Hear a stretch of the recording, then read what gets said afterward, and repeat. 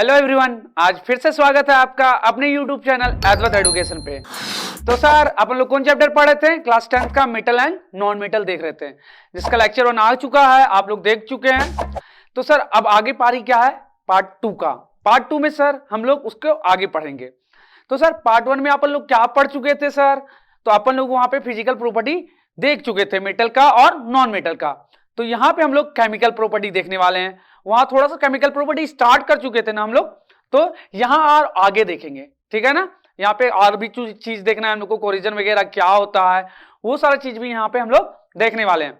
तो आप लोग एक्साइटेड हैं इस वीडियो के लिए? हम एक्सपेक्ट कर रहे हैं आप लोग से कि आप पूरा अपना पुराना रिवीजन करके बैठे होंगे, नोट्स अच्छे से रेडी कर रहे होंगे।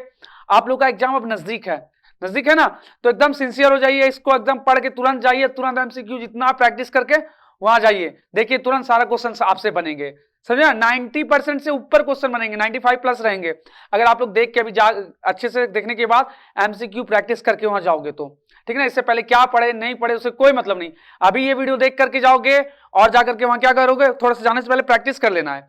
प्रैक्टिस करके जाओगे तो फिर ये हो जाएगा। इसके अलावा पार्ट 3 एक और वीडियो आएगा जिसमें पिछले जितना भी बैक एक्सरसाइज है इस चैप्टर के और चैप्टर के अंदर जो क्वेश्चंस है वो सारा चीज भी आपको देखना है, ठीक है। तो आप लोग अच्छे तरीके से स्टार्ट करें आज का वीडियो। आप लोग रेडी हो अच्छे तरीके से? ठीक है, चलिए आज का सेशन हम लोग स्टार्ट करते हैं। तो अब हम लोग यहाँ पे देखते हैं क्या सर, रिएक्शन किसका सर? मेटल का। किसके साथ देखने वाले हैं सर? तो एसिड के साथ देखने वाले हैं। किसके साथ उसका रिएक्शन देखने वाले हैं सर? एसिड के साथ। कि सर मेटल अगर एसिड से रिएक्ट करेगा तो क्या बनेगा, कैसे बनेगा, समझ में आया आपको बात? तो अब कुछ और बात यहां आपको समझना है। क्या बात समझना है सर? कि जैसे आपका अलग अलग मेटल है ना, अलग अलग मेटल, तो अलग अलग मेटल का जो रिएक्ट करने का स्पीड बोले, ध्यान से सुनिए, वो अलग अलग होता है। जैसे किसी को आप एसिड के पास कोई ऐसा मेटल ले जाइएगा जो बहुत तुरंत एकदम रिएक्ट कर जाएगा, और कुछ मेटल ऐसे भी होंगे जिसको आप उस एसिड के पास ले जाइएगा तो थोड़ा धीरे धीरे रिएक्ट करेगा, समझा। तो मेटल पे भी डिपेंड करेगा उसकी, वो फास्ट कर रहा है कि नहीं कर रहा है रिएक्ट। तो उसी के लिए एक रिएक्टिविटी सीरीज बनाया गया है, समझा, जिसमें आपको एक लाइन से सारा मेटल का नाम दिया होगा कि कौन कैसे कैसे रिएक्ट करता है, कौन सबसे पहले तुरंत फास्ट करेगा, कौन उससे स्लो करेगा, कौन उससे स्लो करेगा। वही इंफॉर्मेशन हमको रिएक्टिविटी सीरीज से मिलेगा जो कि हम लोग आगे देखने वाले हैं, ठीक है ना। तो सर अब ये बताइए कि मेटल जब एसिड से रिएक्ट करेगा तो क्या बनेगा? तो जब भी मेटल एसिड से रिएक्ट करेगा तो आप लोग देख सकते हैं कि साल्ट एंड हाइड्रोजन गैस बनेगा। क्या बनेगा sir? Salt and hydrogen gas. Salt आप जानते हैं क्या होता है सर? जो ना एसिड हो ना बेस हो। तो यहां आप समझ सकते हैं कि मेटल जब भी रिएक्ट करेगा ना, किससे रिएक्ट करेगा सर? मेटल अपना रिएक्ट करेगा किससे सर? डाइल्यूट एसिड से। किससे सर? डाइल्यूट एसिड से। तो क्या फॉर्म करेगा? Salt and hydrogen. क्या सर? Salt and hydrogen. तो ये चीज आपको एकदम अच्छे से याद रखना है। क्या है, कैसे याद रखना है सर? एक रिएक्शन अपने कॉपी में लिख लीजिएगा कि सर मेटल किससे सर? एसिड से। किससे? एसिड से रिएक्ट करेगा तो क्या बनाएगा सर? आपको पता है साल्ट प्लस क्या सर? हाइड्रोजन गैस, समझा। ये चीज आप अपने कॉपी में नोट करके लिख लीजिए। इसको क्या कीजिए? नोट करके आप लोग लिख लीजिए कि ये चीज बनेगा। तो अब वहां पे आपको कोई भी मेटल देगा, कुछ भी मेटल दे सकता है वो, तो उसी अकॉर्डिंग आप उसका साल्ट भी बनाइएगा और हाइड्रोजन गैस को साइड में जरूर लिखिएगा। एग्जाम में अगर पूछे रिएक्शन आपको तो इस तरीके से आपको रिएक्शन दिखाना होगा, ठीक है। जैसे यहाँ एग्जांपल का बात कर रहे हैं हम, कुछ एग्जांपल का, तो जैसे मैग्नीशियम है, उसको HCl से रिएक्ट करा रहे, एसिड है अपना, ठीक है ना। तो सर क्या बन रहा है सर? MgCl2। ये क्या है सर? साल्ट है, ठीक है ना। ये एसिड है नहीं, बेस है, क्या ये? साल्ट। और हाइड्रोजन गैस बना कि नहीं बना? उसी तरीके से सर एल्युमिनियम, कौन है यहाँ पे? एल्युमिनियम दिख रहा है आप लोगों को? एल्युमिनियम फिर सर ये भी एसिड से रिएक्ट किया तो क्या बना सर? AlCl3 और फिर हाइड्रोजन गैस। तो 3 हाइड्रोजन, ये सब क्यों लिखा गया है? 6 2 ये क्यों लिखा है? वो बैलेंस कर रहे हैं इसलिए लिखा गया है, ठीक है ना। उसको देख करके आप कंफ्यूज मत होइएगा, वो बैलेंसिंग करना आपको सिखा चुके हैं, आप बैलेंस खुद से कर लीजिएगा, ठीक है। पहला चैप्टर में सीखे थे ना बैलेंसिंग हम लोग का, जितना आइटम इधर है जिस चीज का, जिस एलिमेंट का, उतना ही आइटम दूसरे साइड भी होना चाहिए। तो बैलेंसिंग आप सीख चुके हैं, तो यहां आप खुद भी बैलेंसिंग इसको कर सकते हैं। उसके बाद आप देखिए एग्जांपल, Zn को अगर HCl के साथ करा रहे हैं तो फिर से साल्ट ZnCl2, ये क्या है? साल्ट है और हाइड्रोजन गैस बनेगा सर। उसके अलावा Fe को अगर करें HCl से तो sir FeCl2 plus hydrogen gas. इस तरीके से आपको एसिड के साथ जब भी हम मेटल को रिएक्ट करा रहे हैं, ये सारे अपने क्या है, मेटल है, ये सारे मेटल को रिएक्ट कराएं एसिड के साथ, तो हाइड्रोजन गैस बना और क्या बना सर, साल्ट बना। ये बात समझ में आई अच्छी तरीके से, कुछ एग्जांपल्स भी अपन लोग देख लिए यहां तक। अगर इसके बाद अगर आगे बात करें, ठीक है ना, तो हम आपको अभी क्या बताए थे कि सर अलग अलग मेटल का रिएक्ट करने का स्पीड अलग अलग होता है, ठीक है ना, एसिड के साथ अलग अलग मेटल का रिएक्ट करने का अपना स्पीड अलग अलग होगा। तो यहां वही चीज लिखा है, the reactivity vary from metal to metal. Reactivity मतलब कि सर उसको रिएक्ट करने का स्पीड वो मेटल टू मेटल क्या होगा, वेरी करेगा। अगर हम इस चारों एग्जांपल में बात करें, from the above metals the decreasing order of reactivity ये दिया हुआ है Mg, उसके बाद Al, फिर Zn और Fe। सबसे लास्ट में कौन रिएक्ट, सबसे स्लो कौन करेगा सर, Fe, और सबसे फास्ट कौन करेगा सर, Mg। समझे, ये तुरंत जाके रिएक्ट अपना कर लेगा। उसके बाद Mg के बाद Al, फिर Zn, Fe, इस तरीके से धीरे धीरे उसका स्पीड क्या होगा, कम होते चले जाएगा। तो यहां तक बात आपको अच्छी तरीके से समझ में आ गई होगी कि हम लोग कैसे कैसे रिएक्ट कराते हैं और कौन। अब बात है कि सर अगर हम Mg और Al दोनों को ले जाकर रख दें एसिड के सामने, क्या करें, Mg और Al दोनों को ले जाकर के रख दें, तो पहले कौन रिएक्ट करेगा सर, Mg। कौन रिएक्ट करेगा, Mg, और Al बाद में रिएक्ट करेगा। समझ में आया। तो आपको याद होगा, क्या याद होगा, हम आपको जब पहला चैप्टर पढ़ा रहे थे केमिकल रिएक्शन एंड इक्वेशन, तो वहां आपको याद होगा कि हम लोग डिस्प्लेसमेंट रिएक्शन देखे थे, डबल डिस्प्लेसमेंट देखे थे, याद है क्या। तो वहां पे क्या था, बताए थे ना कि अमीर आदमी आता है तो क्या करता है, डिस्प्लेस कर देता है गरीब को और जाके खुद बैठ जाता है, ठीक है ना। तो एक अमीर आदमी और एक नॉर्मल आदमी आएगा तो कौन जाएगा, उसको उससे पहले कौन रिएक्ट करेगा, तो अमीर ही आदमी करेगा ना बेचारा, गरीब आदमी तो कर नहीं पाएगा। तो कौन रिएक्ट करेगा, पहले अमीर आदमी करेगा, ठीक है ना। तो अमीर आदमी का रिएक्टिविटी सीरीज में सबसे ऊपर नाम है और गरीब आदमी का सब नाम कहां है, नीचे, ठीक है। कोई दिक्कत नहीं, वही होता है, आप भी जानते हो कि जहां अमीर पहुंच गया वहां इज्जत उसका शुरू। वैसे यहां भी किसी के साथ रिएक्ट करना है, दोस्ती बनाना है, तो अमीर लड़का लोग का क्या आता है, तुरंत हो जाता है। और गरीब बेचारा लड़का लोग, आप तो कहानी जानते ही हो, दुनियादारी देखी रहे हो डेली डेली। तो वैसे यहां भी दुनियादारी चल रहा है, केमिस्ट्री भी एकदम रियल लाइफ है, ठीक है ना, यहां भी वैसे ही काम होता है। चले तब आगे बात करें, यहां तक आपको समझ में आ गया, ठीक है। चलते हैं आगे, तो अब देखना है आगे, ठीक है सर। कॉपर, सिल्वर और गोल्ड, ये सब के बारे में आपको पता है सर, कॉपर, सिल्वर और गोल्ड जो हम लोग की मम्मी लोग पहनती है घर में, एकदम देखते हो ना, लेडीज लोग पहनती है हम लोग के घर में। तो क्या होता है सर, ये लोग क्या करते हैं, ये रिएक्ट नहीं करते हैं। क्या करते हैं, रिएक्ट नहीं करते हैं। समझ में आया, पहले से आपको पता है किसी से रिएक्ट नहीं करते, तो उसी तरीके से एसिड से भी रिएक्ट नहीं करेंगे। तो वही लिखा है कि copper, silver and gold do not react with dilute HCl, ठीक है, कोई दिक्कत यहां तक नहीं। तो ये पॉइंट आपको अलग से ध्यान में रखना होगा, ठीक है। एमसीक्यू में पूछ सकता है कौन डाइल्यूट HCl से रिएक्ट नहीं करेगा, दे देगा Mg, Al, Zn और एक ऑप्शन क्या दे देगा, सिल्वर। तो क्यों नहीं करेगा, तो सिल्वर नहीं करेगा, ये चीज आपको ध्यान में रखना है, ठीक है। बात समझ में आ गई, ठीक है सर। चलो अब आगे देखते हैं, ठीक है। अब क्या sir, hydrogen gas is not involve when metal react with the nitric acid. Sir जब नाइट्रिक एसिड के साथ मेटल करेगा ना रिएक्ट, तो हाइड्रोजन गैस इन्वॉल्व नहीं होगा। को नहीं, क्या नहीं निकलेगा, हाइड्रोजन गैस। यहां सब जगह हाइड्रोजन गैस निकल रहा था ना, लेकिन जब नाइट्रिक एसिड के साथ रिएक्ट करेंगे ना, तो जाके नहीं निकलेगा हाइड्रोजन गैस। इसका रीजन क्या है सर, क्या है ना कि जैसे क्या कर रहा है ना, ये HNO3 जो है ना सर, हाइड्रोजन को जो है ना, ये एक ऑक्सीडाइजिंग, स्ट्रॉन्ग ऑक्सीडाइजिंग एजेंट है। कैसा है, स्ट्रॉन्ग ऑक्सीडाइजिंग एजेंट, जो क्या करता है ना, हाइड्रोजन को ऑक्साइड कर देता है।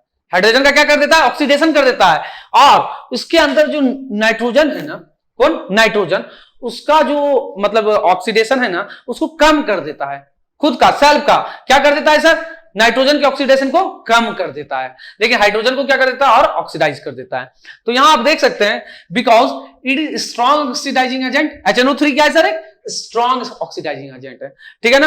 एंड इट ऑक्सीडाइज द किसको, H2, किसको ऑक्सीडाइज कर देता है सर, H2 को, और H2 को ऑक्सीडाइज करके क्या प्रोड्यूस करता है, वाटर बनाता है। क्या बनाता है सर, वाटर, ठीक है। अभी इसका रिएक्शन देख लेंगे हम कैसे बनाता है सर। उसके अलावा इट सेल्फ रिड्यूस टू किसको, ऑक्साइड ऑफ नाइट्रोजन। नाइट्रोजन के जो ऑक्साइड होंगे ना, उसको क्या कर देगा, रिड्यूस कर देगा, समझा। जैसे एग्जांपल आप देख सकते हैं, यहां पे क्या दिया है सर, एग्जांपल थोड़ा इसको ऊपर कर लेते हैं सर। हाँ यहाँ क्या दिया है, ध्यान से देखिए तो सर, Cu को HNO3 से रिएक्ट करा रहे हैं, कॉपर को HNO3 से हम क्या करा रहे हैं, रिएक्ट करा रहे हैं, ठीक है। तो यहां क्या बना, ये बन गया CuNO3 बन गया ना। साथ में अभी बताए थे ना कि हाइड्रोजन गैस जो है उसको सर क्या कर रहा था, ऑक्सीडाइज करके क्या बना रहा था, वाटर। यहाँ वाटर बन गया। बन गया ना। और यहां नाइट्रोजन के साथ देखिए 3 ऑक्सीजन था, क्या कितने ऑक्सीजन थे 3, लेकिन यहां कितने ऑक्सीजन बचे 2, तो इसका ऑक्सीडेशन को क्या कर दिया, ये रिड्यूस कर दिया। क्या कर दिया सर, नाइट्रोजन के ऑक्साइड को रिड्यूस कर दिया, ये समझा। तो ये रिएक्शन आपको याद रखना होगा कि नाइट्रिक एसिड के साथ मेटल रिएक्ट करता है तो क्या होता है, समझ में आया। ठीक है, तो हाइड्रोजन यहां पे नहीं इन्वॉल्व होगा, जब कब, जब मेटल रिएक्ट करेगा किसके साथ सर, नाइट्रिक एसिड के साथ।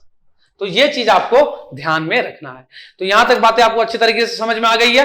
चले तब इसके आगे अब बात करें हम लोग। अब इसके बाद जो हम लोग का बात आ रहा है, क्या बात आ रहा है सर, इसके बाद आ रहा है reaction of metal with metal salt solution. ठीक है, मेटल का रिएक्शन देखने वाले किसके साथ सर, मेटल का साल्ट सॉल्यूशन, मतलब साल्ट में क्या हो, एक मेटल हो, ठीक है ना, उसके साथ ही मेटल का रिएक्शन देखेंगे हम यहाँ पे। ठीक है ना सर, मेटल का रिएक्शन किसके साथ देखेंगे, मेटल साल्ट के साथ। तो जब मेटल साल्ट को देखने जाएंगे ना हम लोग, तो वहां एक चीज ध्यान से देखेंगे, पहले क्या क्या ध्यान से सुनेंगे, देखेंगे, ध्यान से सुनिएगा। पहली बात कि सर रिएक्टिविटी सीरीज में जो भी अपने हैं मेटल एक लाइन से, वो क्या बताता है कि कौन जल्दी फास्ट करेगा रिएक्ट, कौन स्लो करेगा। ठीक है ना, तो हमको ध्यान में रखना है कि जो मेटल है अपना, कौन, जो मेटल है जिससे रिएक्ट कराएंगे मेटल साल्ट को, किसको, ये मेटल अपना, और ये क्या है, मेटल साल्ट। ठीक है ना, तो ये रिएक्टिविटी सीरीज में ये वाला मेटल, इसके अंदर जो मेटल है उससे ऊपर है रिएक्टिविटी सीरीज में कि उससे नीचे है। ये चीज को ध्यान रखना सबसे बड़ी चीज है, तब जाकर के हम लोग रिएक्शन को कर पाएंगे। समझ में आया, वाजिब बात है। ठीक है, चलते आगे देखते हैं अब। तो अगर हम यहां पे देखें सर क्या, कि अगर हम लोग मेटल को मेटल साल्ट से रिएक्ट करा रहे हैं, ठीक है, मेटल को मेटल के साल्ट से रिएक्ट करा रहे हैं, तो जो रिएक्टिविटी सीरीज में मेटल ऊपर होगा, मतलब जो अमीर होगा, वो क्या करेगा, बेचारा गरीब वाले को वहां से क्या करेगा, भगाएगा, गरीब मेटल को क्या कर देगा, भगा देगा। समझ में आया, और खुद जाके खुद का साल्ट बना लेगा। क्लियर है, वो खुद जो मेटल है ना उसका साल्ट वो जाके बना लेगा। क्लियर है, जैसे एक बात समझिए, जैसे एक एग्जांपल लीजिए, जैसे क्या है ना, दो लड़का है, ठीक है, दो लड़का है, एक बेचारा गरीब है, उसका कोई दोस्त है, ठीक है, दोनों एकदम ठीक है, एकदम खुद से लाइफ में जी रहा है एकदम जिंदगी, ठीक है ना, ऐसा आप लोग देखते होंगे। अब क्या हुआ, एक अमीर लड़का R15 वाला एकदम घुमाते घुमाते वहां पहुंचा, चश्मा उस्मा लगा के, आजकल का लड़का लोग देखते हो ना, बाल एकदम ऐसे वैसे, ठीक है, पहुंचा वहां पे, अमीर है बेचारा, वो एकदम पैसा का एकदम गड्डी है उसके पास, समझे, पहुंच गया वहां पे। अब क्या होगा उसके बाद, आपको भी पता है उसके बाद क्या होगा, कि वो लड़का बेचारा साइड होना पड़ेगा उसको, और ये जाकर के उसका 5 स्टार होटल पहुंच जाएगा साथ में, यही होता है ना। तो वैसे यहां भी होगा। और अगर पहले से वो लड़की, अगर मतलब जो भी वो फ्रेंड जो था, उस पहले जो लड़का था उसके साथ अगर वो रहता, ठीक है, पहले वाला लड़का, और वो लड़का अमीर होता, एकदम अमीर, ठीक है, उसके पास खुद का कार उर सब है, और बाद में कोई दूसरा गरीब लड़का साइकिल से बेचारा पहुंचता, ठीक है, नॉर्मल वाला साइकिल, ठीक है, पहुंचता उसके पास, ठीक है ना, तो बताइए क्या होगा, क्या ये उसका दोस्ती तोड़वा के खुद बना लेगा दोस्त, हाँ, ले जाएगा कि एकदम ठेला उला पे चलो गुपचुप खाना, हाँ, कर लेगा क्या, मतलब रियल में पॉसिबल नहीं है ऐसा चीज, ठीक है, अभी के लाइफ में ऐसे रियल में पॉसिबल नहीं होता है। आपको भी पता, आप बोल दोगे कि हाँ पॉसिबल ये वो, लेकिन ऐसा पॉसिबल नहीं है।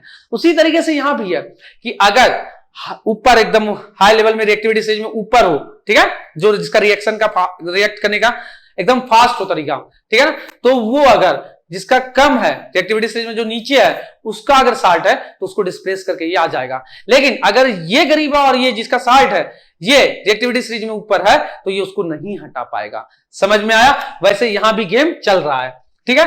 तो क्या लिखा है यहां पे, ध्यान से देखिए, ए मोर रिएक्टिव मेटल डिस्प्लेस ए लेस रिएक्टिव मेटल जो होगा उसको ये क्या कर देगा, डिस्प्लेस कर देगा। कौन सा, मोर रिएक्टिव, यहां ध्यान से देखिए, मोर रिएक्टिव लिखा हुआ है, किसको सर, लेस रिएक्टिव है, फ्रॉम क्या, फ्रॉम इट्स साल्ट सॉल्यूशन, जिसका वो साल्ट सॉल्यूशन है, लेस रिएक्टिव वाले का साल्ट सॉल्यूशन से। कोई दिक्कत, इसी को तो हम लोग कहते थे डिस्प्लेसमेंट रिएक्शन, जो वहां पे हम लोग पढ़ चुके हैं ना, इसी को क्या कहते हैं सर, डिस्प्लेसमेंट रिएक्शन। तो यहां तक बात क्लियर है आपको, कोई दिक्कत नहीं। चलिए सर, अब यहां पे हम लोग क्या देख लेते हैं, कुछ रिएक्शन देख लेते हैं, ठीक है। जैसे मैग्नीशियम को जो है ना हम लोग कॉपर सल्फेट से रिएक्ट करा रहे हैं, ठीक है ना, कॉपर का सॉल्यूशन से, कॉपर का साल्ट सॉल्यूशन से मैग्नीशियम को रिएक्शन करा रहे हैं, किसका, मैग्नीशियम का। तो मैग्नीशियम क्या है सर, कॉपर से अमीर है, मतलब रिएक्टिविटी सीरीज में ऊपर है, कौन सा, मैग्नीशियम। इसका रिएक्ट करने का तरीका एकदम फास्ट है, किससे, कॉपर के कंपेरिजन में फास्ट है। तो सर ये क्या करेगा, कॉपर को वहां से भगाएगा और खुद जाके उसके साथ बैठ जाएगा। तो क्या बन जाएगा, इसको भगाएगा तो सर MgSO4 बन जाएगा, और Cu क्या हो जाएगा, अलग हो जाएगा। Cu अलग होगा कि नहीं हो जाएगा? ठीक है सर, हो गया Cu अलग। उसके बाद अगर बात करें, ठीक है, तो ये आप देख लीजिए, लेकिन ये Mg जो है अगर नीचे रहता रिएक्टिविटी सीरीज में कॉपर से नीचे रहता तो उसको वो नहीं हटा पाता।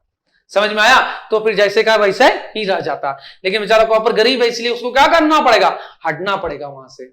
समझ में आया? उसी तरीके से जिंक का देख लें, अगर किसके साथ सर? कॉपर के साथ, तो जिंक भी कॉपर से अमीर है, जिंक भी रिएक्टिविटी सीरीज में कॉपर से क्या है? ऊपर है। तो जिंक को अगर कॉपर सल्फेट के साथ रिएक्ट कराएं तो फिर वो कॉपर को हटा देगा और क्या बना देगा? जिंक सल्फेट बना देगा और कॉपर क्या हो जाएगा? अलग हो जाएगा। समझ में आया? कोई दिक्कत आपको यहां तक? नहीं सर। उसके बाद आयरन को देखें, तो हम जो चीज बोल रहे हैं तो उसको मजाक में ही लीजिएगा, समझे? पढ़ाई को पढ़ाई में, उसको मजाक में, ठीक है ना?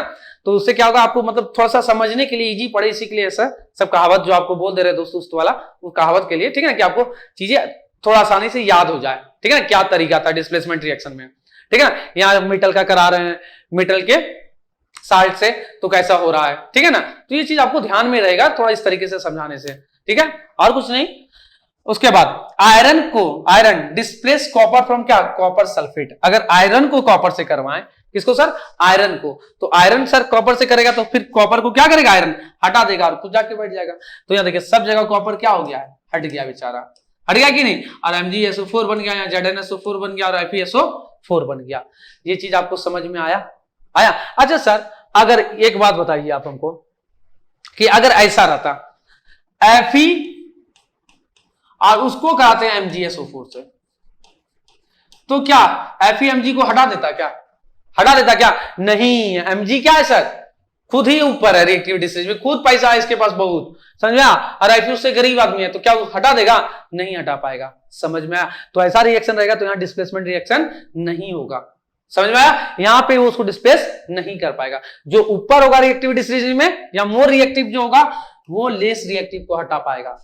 ये चीज आपको ध्यान में रखना है, ठीक है? यहां तक समझ आ गया? चलिए अब देख लेते हैं, ये हम लोग जो ना एक्टिविटीज देख लेते हैं, ठीक है। देखिए एक्टिविटीज, ध्यान से देखिए एक्टिविटीज में क्या हो रहा है। ये जो है ना अपना एक बीकर ले लिए हैं, उसमें जो है ना सर क्या भरा हुआ है? यहाँ पे ब्लू कॉपर सल्फेट सॉल्यूशन भरा है, इसमें जो है ना ब्लू कॉपर सल्फेट सॉल्यूशन भरा हुआ है इसमें से, ठीक है, ये भरा हुआ है सर। अब क्या हो रहा है? क्या हो रहा है ना, इसमें जो है ना मैग्नीशियम का पाउडर डाल रहे हैं। देख रहे ये चम्मच है, क्या अपना चम्मच, ठीक है ना, इससे क्या डाल रहे हैं सर? मैग्नीशियम का पाउडर इसमें डालें, ठीक है, और थोड़ा देर के लिए छोड़ दिए। थोड़ा देर के लिए क्या किए? छोड़ दिए। और उसके बाद दोबारा आकर के चेक कर रहे हैं, दोबारा करके चेक कर रहे हैं। तो जानते हो क्या हुआ? हमको पता है सर मैग्नीशियम क्या है सर? कॉपर से ज्यादा रिएक्टिव है। मैग्नीशियम क्या है? कॉपर से ज्यादा रिएक्टिव है। तो मैग्नीशियम कॉपर को हटाना चाहेगा कि नहीं? उसका सल्फेट सोल्यूशन जो सल्फेट है उससे कॉपर को हटा देगा कि नहीं मैग्नीशियम, और खुद चला जाएगा, चला जाएगा ना। तो देखिए यहाँ पे ये कॉपर को बेचारा को क्या कर दिया? अलग, उसका टुकड़ा टुकड़ा साइड जमा हो गया कि नहीं? और इसमें जो है ना कलरलेस मैग्नीशियम सल्फेट बन गया। क्या बन गया सर? Colourless magnesium sulphate. समझ में आया इसमें? तो आपको ये चीज ध्यान में रखना पड़ेगा, समझा? ये प्रोडक्ट है अपना, ये यहाँ अपना रिएक्टेंट था जब मिला रहे थे, और ये प्रोडक्ट है अपना। तो एग्जाम में पूछ सकता है कि सर मैग्नीशियम सल्फेट का सॉल्यूशन कैसा होगा? तो कलरलेस होगा। ये चीज ध्यान रखिएगा, ठीक है। और ये भी पूछ सकता है कि सर कॉपर सल्फेट का कैसा होगा कलर? तो कैसा होगा? ब्लू होगा, ठीक है ना। तो ये सब चीज आपको ध्यान में रखना है। यहां तक बात क्लियर आप लोगों को? कोई दिक्कत नहीं? चले अब इसके आगे, ठीक है, चलिए इसके आगे देखते हैं। एक और एक्टिविटीज है यहाँ पे, क्या है सर? इसमें जो ना फिर से ब्लू कॉपर सल्फेट का सॉल्यूशन ले लिए। ये किसमें क्या भरा है इसमें सर? ब्लू कॉपर सल्फेट इसमें भरा हुआ है अपना, दिख रहा है आप लोग को? सर ब्लू कॉपर सल्फेट इसमें भरा हुआ है। अब इसमें क्या कर रहे हैं ना, एक आयरन का नेल को डाल दिए, आयरन का, ठीक है ना, Fe लोहे का, ठीक है ना। और उसके बाद 15-20 मिनट के बाद फिर से जाकर के चेक करेंगे, उसमें क्या करेंगे? चेक करेंगे। तो चेक करने का है ना, तो आपको पता है क्या हो गया? कॉपर मेटल जो है ना आयरन के ऊपर यहाँ जमा हो गया। क्या जमा हो गया सर? कॉपर जो था ना वहां से हटेगा, आवाज ही पाता है सर आयरन ला रहे तो कॉपर वहां से क्या होगा? हटेगा। तो जो रड था ना, आयरन का नेल था, उसके ऊपर कॉपर आकर क्या हो गया? जमा हो गया। और सर इसमें सॉल्यूशन क्या चीज का बन गया? आयरन सल्फेट का। किसका बन गया? आयरन सल्फेट का। या जो सल्फेट के साथ कॉपर था ना, इसको भगा दिया आयरन और खुद वहां पे आ गया और क्या बना लिया? Iron sulphate. और जो कील था ना, कील के ऊपर बेचारा जितना भी कॉपर था जाकर के जमा हो गया। समझ में आया ये एक्टिविटी आपको अच्छे तरीके से? तो यही क्यों हुआ? क्योंकि सर वो मोर रिएक्टिव था जिसको हम लोग मिला रहे थे, ठीक है। और जो पहले से था जिसका सॉल्यूशन अपने पास समझ में आया साल्ट सॉल्यूशन? वो क्या था सर? हाँ, वो अपना लेस रिएक्टिव था, इसी के लिए। ठीक है, यहां तक कोई दिक्कत नहीं होगा आप लोग को। चलिए, तो अब इसके बाद हम लोग नेक्स्ट देखते हैं सर मेटल का रिएक्शन। तो सर उससे पहले हम लोग को अब क्या देखना है, रिएक्टिविटी सीरीज देखना है मेटल का, कि सर कौन कौन कितना ज्यादा रिएक्टिव है, कौन कौन कितना कम रिएक्टिव है। एक एक करके सबका रिएक्टिविटी सीरीज भी देख लेते हैं हम लोग, ठीक है ना। और उसको याद कर लीजिएगा, एकदम अच्छे से दिमाग में भर लीजिएगा कि कौन ज्यादा रिएक्टिव है, ठीक है ना। तो एग्जाम में आएगा तो आप अच्छे से टिक कर पाइएगा आंसर को, नहीं तो फिर गलती हो जाएगा। रिएक्शन दे देगा, बोलेगा बताओ यहाँ रिएक्शन होगा कि नहीं, तो वाजिब बात आपको याद रखना पड़ेगा कि ये ज्यादा रिएक्टिव है सर और वो कम वाला है, तो वो उसको डिस्प्लेस करेगा। और अगर लेस वाला रहा तो नहीं कर पाएगा। वो चीज ध्यान में याद रहेगा, तभी ना आपको समझ रहेगा कि कौन ज्यादा रिएक्टिव है कौन कम। तो ये आपको याद करके एग्जाम में जाना पड़ेगा, ठीक है। तो सर ये जो आपका रिएक्टिविटी सीरीज है, ये एक अरेंजिंग ऑफ मेटल है। मेटल को अरेंज क्या हुआ है, कैसे sir? Decreasing order of their क्या reactivity is called reactivity series of metal. तो रिएक्टिविटी सीरीज ऑफ मेटल क्या है सर? मेटल सबका एक ग्रुप है बना हुआ, जिसमें क्या सर, हायर रिएक्टिविटी से लोअर रिएक्टिविटी की तरफ सजा करके मेटल को लिखा गया है, ठीक है। तो अगर हम बात करें यहाँ पे कि सर अपना कौन सबसे ज्यादा रिएक्टिव है, तो सबसे ज्यादा रिएक्टिव अपना पोटेशियम है, ये मोस्ट रिएक्टिव में आता है। उससे कम बोले तो सोडियम, उससे कम कैल्शियम, मैग्नीशियम, फिर एल्युमिनियम, ठीक है। अब सर रिएक्टिविटी अपना क्या है, धीरे धीरे नीचे आने पे डिक्रीज हो रहा है ना, नीचे जा रहे हैं, डिक्रीज होते जा रहा है। ऊपर वाला सबसे हाई था, उसका जिंक है, फिर फेरस है, उसके आगे भी देख लीजिए। अगर आपके पास नहीं लिखा हुआ है तो आप लिख लीजिए यहां से, जिंक है, फेरस है, पीबी है, लीड जिसको बोलते हैं। उसका अपना क्या है सर, अपना हाइड्रोजन है, कॉपर है, मरकरी है सर, सिल्वर है और गोल्ड है। ये सब अपना जो गोल्ड है वो एकदम लेस रिएक्टिव है, आपको भी पता है ये सब जल्दी रिएक्ट नहीं करता है। तो ये अपना गोल्ड, सिल्वर, मरकरी, कॉपर, ये सब किस में आएगा सर? लेस रिएक्टिव में, ठीक है। तो ये सारा आपको नाम याद रखना होगा, एक एक करके अच्छे से याद करके रखना पड़ेगा, ठीक है ना। रिएक्टिविटी सीरीज अपना, ठीक है। तो पॉज करके अगर आपके पास नहीं लिखा हुआ है तो एक एक लाइन से आपको क्या करना है, ये सबको लिख लेना है। हम इसको एक बार ऊपर से नीचे तक आपको दिखा दे रहे हैं, पॉज करके वीडियो को आपको क्या करना है, लिख लेना है। तो यहां तक बातें आपको समझ में आ गई है, ठीक है। इस बार का जो आप लोग का बोर्ड है अभी एग्जाम, उसमें ये चैप्टर आ रहा है ना, तो उससे पहले जाके अच्छे से देख करके जाना है ये पूरे चीज को, ठीक है। एकदम अच्छे से दिमाग में रहेगा, वहां सारा आंसर बन जाएगा आपसे, ठीक है। चलिए तब आप इसके आगे हम लोग देखते हैं, बात करते हैं। तो यहां तक हम लोग रिएक्टिविटी ऑफ मेटल पूरी तरीके से देख लिए हैं। तो अब सर रिएक्टिविटी सीरीज मतलब अब सर क्या देखने आगे हम लोग को, अब जो है मेटल का रिएक्शन देखते हैं नॉन मेटल के साथ। किसके साथ सर? मेटल नॉन मेटल के साथ कैसे रिएक्ट करेगा, अब अगला पारी वो है। तो चलिए चलते हम आपको कहां सर, मेटल का नॉन मेटल के साथ रिएक्ट, ठीक है ना। तो चलिए तो बात करते हैं कि सर मेटल नॉन मेटल से कैसे रिएक्ट करता है, ठीक है ना। तो यहां क्या होने वाला है ना सर, मेटल जो है ना, जो भी मेटल है अपना, जब वो नॉन मेटल से रिएक्ट करने जाता है तो मेटल क्या करता है, अपना इलेक्ट्रॉन जो है ना नॉन मेटल को दे देता है। क्या दे देता है सर? मेटल अपना इलेक्ट्रॉन्स किसको दे देगा? नॉन मेटल को, ठीक है ना। तो वाजिब बात है मेटल के पास इलेक्ट्रॉन्स ज्यादा होगा और नॉन मेटल के पास इलेक्ट्रॉन्स क्या होगा, कम इलेक्ट्रॉन्स होगा। तो सर ये लोग क्यों लेते हैं इलेक्ट्रॉन्स? अपने आप को क्या करने के लिए सर? स्टेबल बनाने के लिए, इसीलिए ना इलेक्ट्रॉन्स लेते हैं, या कोई किसी को देता है। ऐसे फ्री में तो कोई पैसा कुछ बांटने जाएगा नहीं, कोई बांटता है कभी फ्री में कुछ नहीं। तो मेटल स्ट्रॉन्ग मतलब अपने आप को स्टेबल करने के लिए, और नॉन मेटल भी अपने आप को क्या स्टेबल करने के लिए एक दूसरे से लेता देता है, ठीक है। तो जब कोई किसी को देता है तो ये प्लस उसके ऊपर चार्ज आता है, आप लोगों को पता है, और कोई लेता है तो उसके ऊपर क्या आता है? माइनस चार्ज आ जाता है, ठीक है। तो सर एक पॉजिटिव है एक नेगेटिव है, तो दोनों के बीच अट्रैक्शन लगेगा कि नहीं, अट्रैक्शन फोर्स लगेगा कि नहीं? तो उन लोग के बीच अट्रैक्शन फोर्स लगता है, जिसके कारण क्या होता है, मेटल और नॉन मेटल मिल जाता है।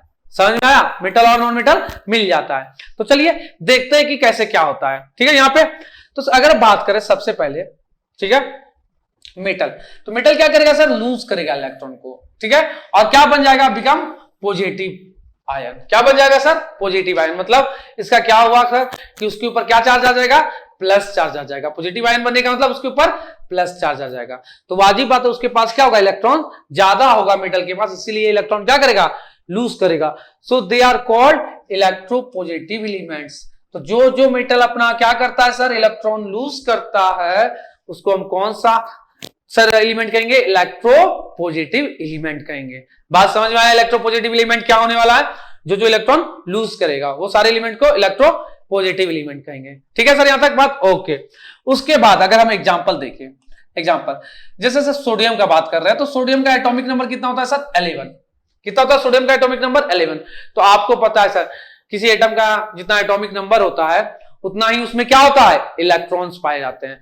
तो सर सोडियम में कितने इलेक्ट्रॉन्स होंगे 11, प्रोटॉन भी कितने होंगे 11। ये चीज आपको पता है, एटॉमिक नंबर जितना एटम का उतना ही उसमें इलेक्ट्रॉन्स होता है और उतना ही उसमें प्रोटॉन होता है। ये दिमाग में डाल लीजिए, ठीक है, अच्छे से, जो बच्चे को नहीं आ रहा है। क्या सर, जितना एटॉमिक नंबर है उतना ही उसमें इलेक्ट्रॉन्स होगा और उतना ही प्रोटॉन होगा। तो सर प्रोटॉन तो कहीं आता जाता है नहीं, प्रोटॉन तो न्यूक्लियस में रहता है, ठीक है ना, तो उसको तो हम किसी को देंगे नहीं, तो जाएगा आएगा कौन, इलेक्ट्रॉन्स। हम लोग किसी को कुछ देंगे तो क्या देंगे, इलेक्ट्रॉन्स देने वाले। समझ में आ गया? Okay sir. तो अब क्या हो रहा है कि सर उसके पास, तो अभी ये क्या कर रहा है, अगर हम इसका इलेक्ट्रॉनिक कन्फिगरेशन देखें, क्या सर, इलेक्ट्रॉनिक कन्फिगरेशन किसका सर, सोडियम का। तो सर इलेक्ट्रॉनिक कन्फिगरेशन कैसे लिखा जाता है, उसके इलेक्ट्रॉन्स को देख करके। किसको क्या देख करके, इलेक्ट्रॉन्स को। तो सर कितने इलेक्ट्रॉन्स हैं, 11 इलेक्ट्रॉन्स हैं। कितने, 11 सोडियम के पास। तो सर इलेक्ट्रॉनिक कन्फिगरेशन आप लोग क्लास 9th में सीखे होंगे। तो सर कैसे लिखते हैं, यहाँ 2 8 और 1, यही ना, 2 8 और 1। और हर कोई क्या चाहता है कि उसके लास्ट सेल में, मतलब सबसे आउटर मोस्ट सेल, यही जो लास्ट है, उसमें कितने हो, 8 हो। कितने इलेक्ट्रॉन्स हो, 8। तो सर यहाँ तो एक ही इलेक्ट्रॉन्स है, हाँ, तो अच्छा नहीं लग रहा है। तो हर संभव प्रयास करता है कि लास्ट में क्या बन जाए, 8 बन जाए। समझ में आया, 8 बन जाए। तो सर एक ही पॉसिबिलिटी है कि 7 इलेक्ट्रॉन्स लेंगे तभी यहाँ 8 बनेगा, तभी ना। या फिर क्या कीजिए, एक इलेक्ट्रॉन्स को छोड़ दीजिए, तो यहाँ पीछे आपको 8 दिख रहा है ना, हाँ दिख रहा है। तो हाँ, तो ज्यादा इजी कौन काम है, जो काम ज्यादा इजी रहेगा वही काम आदमी करना चाहेगा ना, अपने आप को स्टेबल करने के लिए। तो ज्यादा इजी काम है कि एक इलेक्ट्रॉन क्या कीजिए, आप छोड़ दीजिए। हाँ, तो सर इसका इलेक्ट्रॉनिक कन्फिगरेशन क्या हो जाएगा, अगर एक इलेक्ट्रॉन छोड़ देगा तो 2,8, ठीक है। तो एक इलेक्ट्रॉन जैसे ही छोड़ेगा ना, तो अब इसको हम लोग क्या करने लगेंगे, Na+, क्या, सोडियम प्लस आयन। क्या करने लगेंगे, सोडियम प्लस आयन। उसी तरीके से अगर हम क्लोरीन का बात करें, क्या सर, क्लोरीन का, ठीक है ना, या फिर किसी और का, मैग्नीशियम का बात करते हैं। चलिए मैग्नीशियम का बात करते हैं। सर मैग्नीशियम का एटॉमिक नंबर कितना होता है सर, 12। कितना होता है एटॉमिक नंबर, 12। तो उसमें कितने इलेक्ट्रॉन्स होंगे सर, 12 इलेक्ट्रॉन्स होंगे। तो उसका इलेक्ट्रॉनिक कन्फिगरेशन कैसे लिखेंगे सर, पहले 2 फिर 8 फिर 2, ऐसे ना लिखते हैं, 2 8 फिर 2 बच गया तो 2।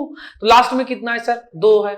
तो क्या करना पड़ेगा कि लास्ट में 8 हो जाए, 6 लेना पड़ेगा। 6 कहीं से चाहिए, कर्ज, नहीं तो फिर क्या करे, 2 बेचारा छोड़ दे, तो यहाँ पे 8 हो रहेगा कि नहीं, यहाँ पे 2 छोड़ देगा या भगा देगा तो 8 ही बचेगा ना यहाँ पे, तो भी बैलेंस, मतलब क्या हो जाएगा, स्टेबल हो जाएगा।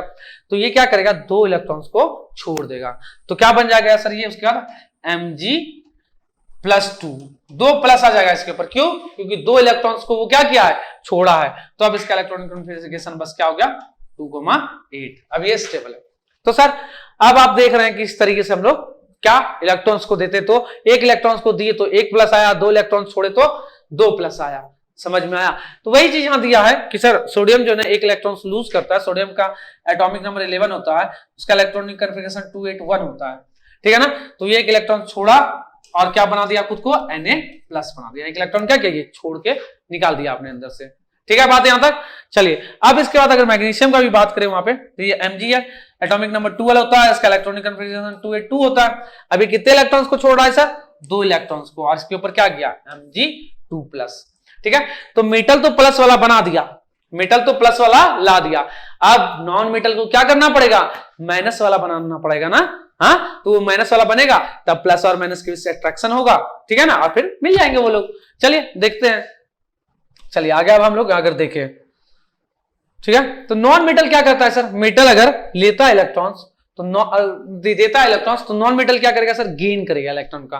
क्या करेगा सर, गेन करेगा, और क्या बन जाएगा सर, निगेटिव आयन। क्या बना लेगा, निगेटिव आयन। इसी कारण से इसको इलेक्ट्रोनिगेटिव एलिमेंट कहा जाता है। क्या कहा जाता है सर, इलेक्ट्रोनिगेटिव एलिमेंट, इसी कारण से इसको कहा जाता है, ठीक है। क्यों, क्योंकि ये इलेक्ट्रॉन्स को क्या करता है सर, लेता है, इसीलिए। जैसे एक एग्जांपल देखिए हम लोग, किसका सर, क्लोरीन का। किसका, क्लोरीन का। सर क्लोरीन का एटॉमिक नंबर कितना होता है, तो 17 होता है। कितना होता है, 17। तो अगर हम लोग लिखें सर, कितना लिखेंगे, 287, इसका इलेक्ट्रॉनिक कन्फिगरेशन लिख लिए ऐसे ना सर, क्योंकि इसके पास 17 इलेक्ट्रॉन है, तो 8 to 10 और 7 17। ठीक है। अब बताइए लास्ट में 8 कंप्लीट करना है, लास्ट वाला ये है ना, तो लास्ट में 8 कंप्लीट करने के लिए इसको क्या करना पड़ेगा, एक आदमी 1 इलेक्ट्रॉन से लेना पड़ेगा किसी से, या फिर क्या करना पड़ेगा 7 छोड़ दे तो 8 दिखेगा। तो ज्यादा इजी काम क्या है, 1 इलेक्ट्रॉन से लेना कि 7 इलेक्ट्रॉन छोड़ना। तो वाजिब बात है 1 इलेक्ट्रॉन से लेना ज्यादा इजी है। तो सर ये क्या करेगा, 1 इलेक्ट्रॉन से लेकर के अपने आप को क्या कर देगा, Cl माइनस बना देगा, और यहाँ इसका इलेक्ट्रॉनिक कन्फिगरेशन फिर क्या हो जाएगा 2,8,8 हो जाएगा ना, तो ये हो जाएगा क्लोरीन माइनस बन जाएगा, क्योंकि एक इलेक्ट्रॉन क्या किया लिया है। कर्ज वाला आदमी को वैसे भी आप लोग नेगेटिव आदमी कहते हैं ना, जो कर्ज लेते रहता है, तो वैसे ये भी क्या हो गया नेगेटिव, इसके ऊपर एक चार्ज आ गया, एक माइनस आ गया, ठीक है ना। वैसे सल्फर का बात करें, किसका सर, सल्फर का एटॉमिक नंबर कितना होता है सर 16 होता है, कितना होता है 16। तो इसका अगर हम लोग इलेक्ट्रॉनिक कन्फिगरेशन लिखे तो कैसे लिखेंगे सर 286, यही ना। तो सर अब ये क्या करेगा, इसको भी लास्ट में 8 बनाना है, तो 2 इलेक्ट्रॉन से इसको क्या करना पड़ेगा, लेना पड़ेगा, तो लेंगे तो 8 बन जाएगा। ये तो ये 6 इलेक्ट्रॉन क्या करे छोड़ दे, तो भी यहाँ क्या बन जाएगा 8 बन जाएगा, बनेगा कि नहीं बनेगा।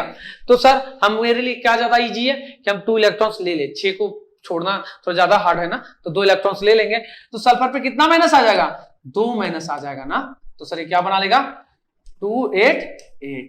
समझ में आया, कोई दिक्कत यहां तक नहीं आप लोग को। सर इस तरीके से मेरा क्या होगा, हम लोग काम करते हैं। तो वही यहाँ पे लिख दिया हुआ एग्जांपल, एटॉमिक नंबर क्लोरीन का 17 है, उसका इलेक्ट्रॉनिक कन्फिगरेशन 287 होता है, पता है ना। इसमें वैलेंस इलेक्ट्रॉन्स किसको कहते हैं सर, जो सबसे आउटर मोस्ट इलेक्ट्रॉन्स होते हैं ना सेल में, उसी को क्या कहते हैं वैलेंस इलेक्ट्रॉन, समझा। जैसे यहाँ वैलेंस इलेक्ट्रॉन कितना था सर क्लोरीन में 7, यहाँ वैलेंस इलेक्ट्रॉन कितना था सर 6, सोडियम में कितना था वैलेंस इलेक्ट्रॉन 1, मैग्नीशियम में वैलेंस इलेक्ट्रॉन कितना था 2, याद है ना। जो सबसे लास्ट सेल में अपना या ऑर्बिट में जो भी इलेक्ट्रॉन्स रहते हैं उसी को क्या कहते हैं हम लोग वैलेंस इलेक्ट्रॉन्स। तो यहाँ पे आप सबका देख ली कितना कितना वैलेंस इलेक्ट्रॉन है।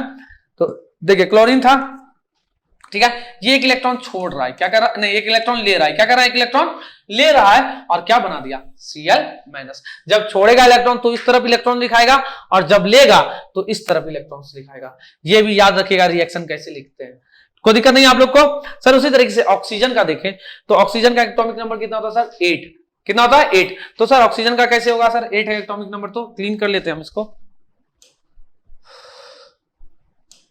ऑक्सीजन का एटॉमिक नंबर कितना सर 8। तो सर 8 को कैसे लिखेंगे सर हम, ऑक्सीजन का लिख रहे हैं तो 2,6।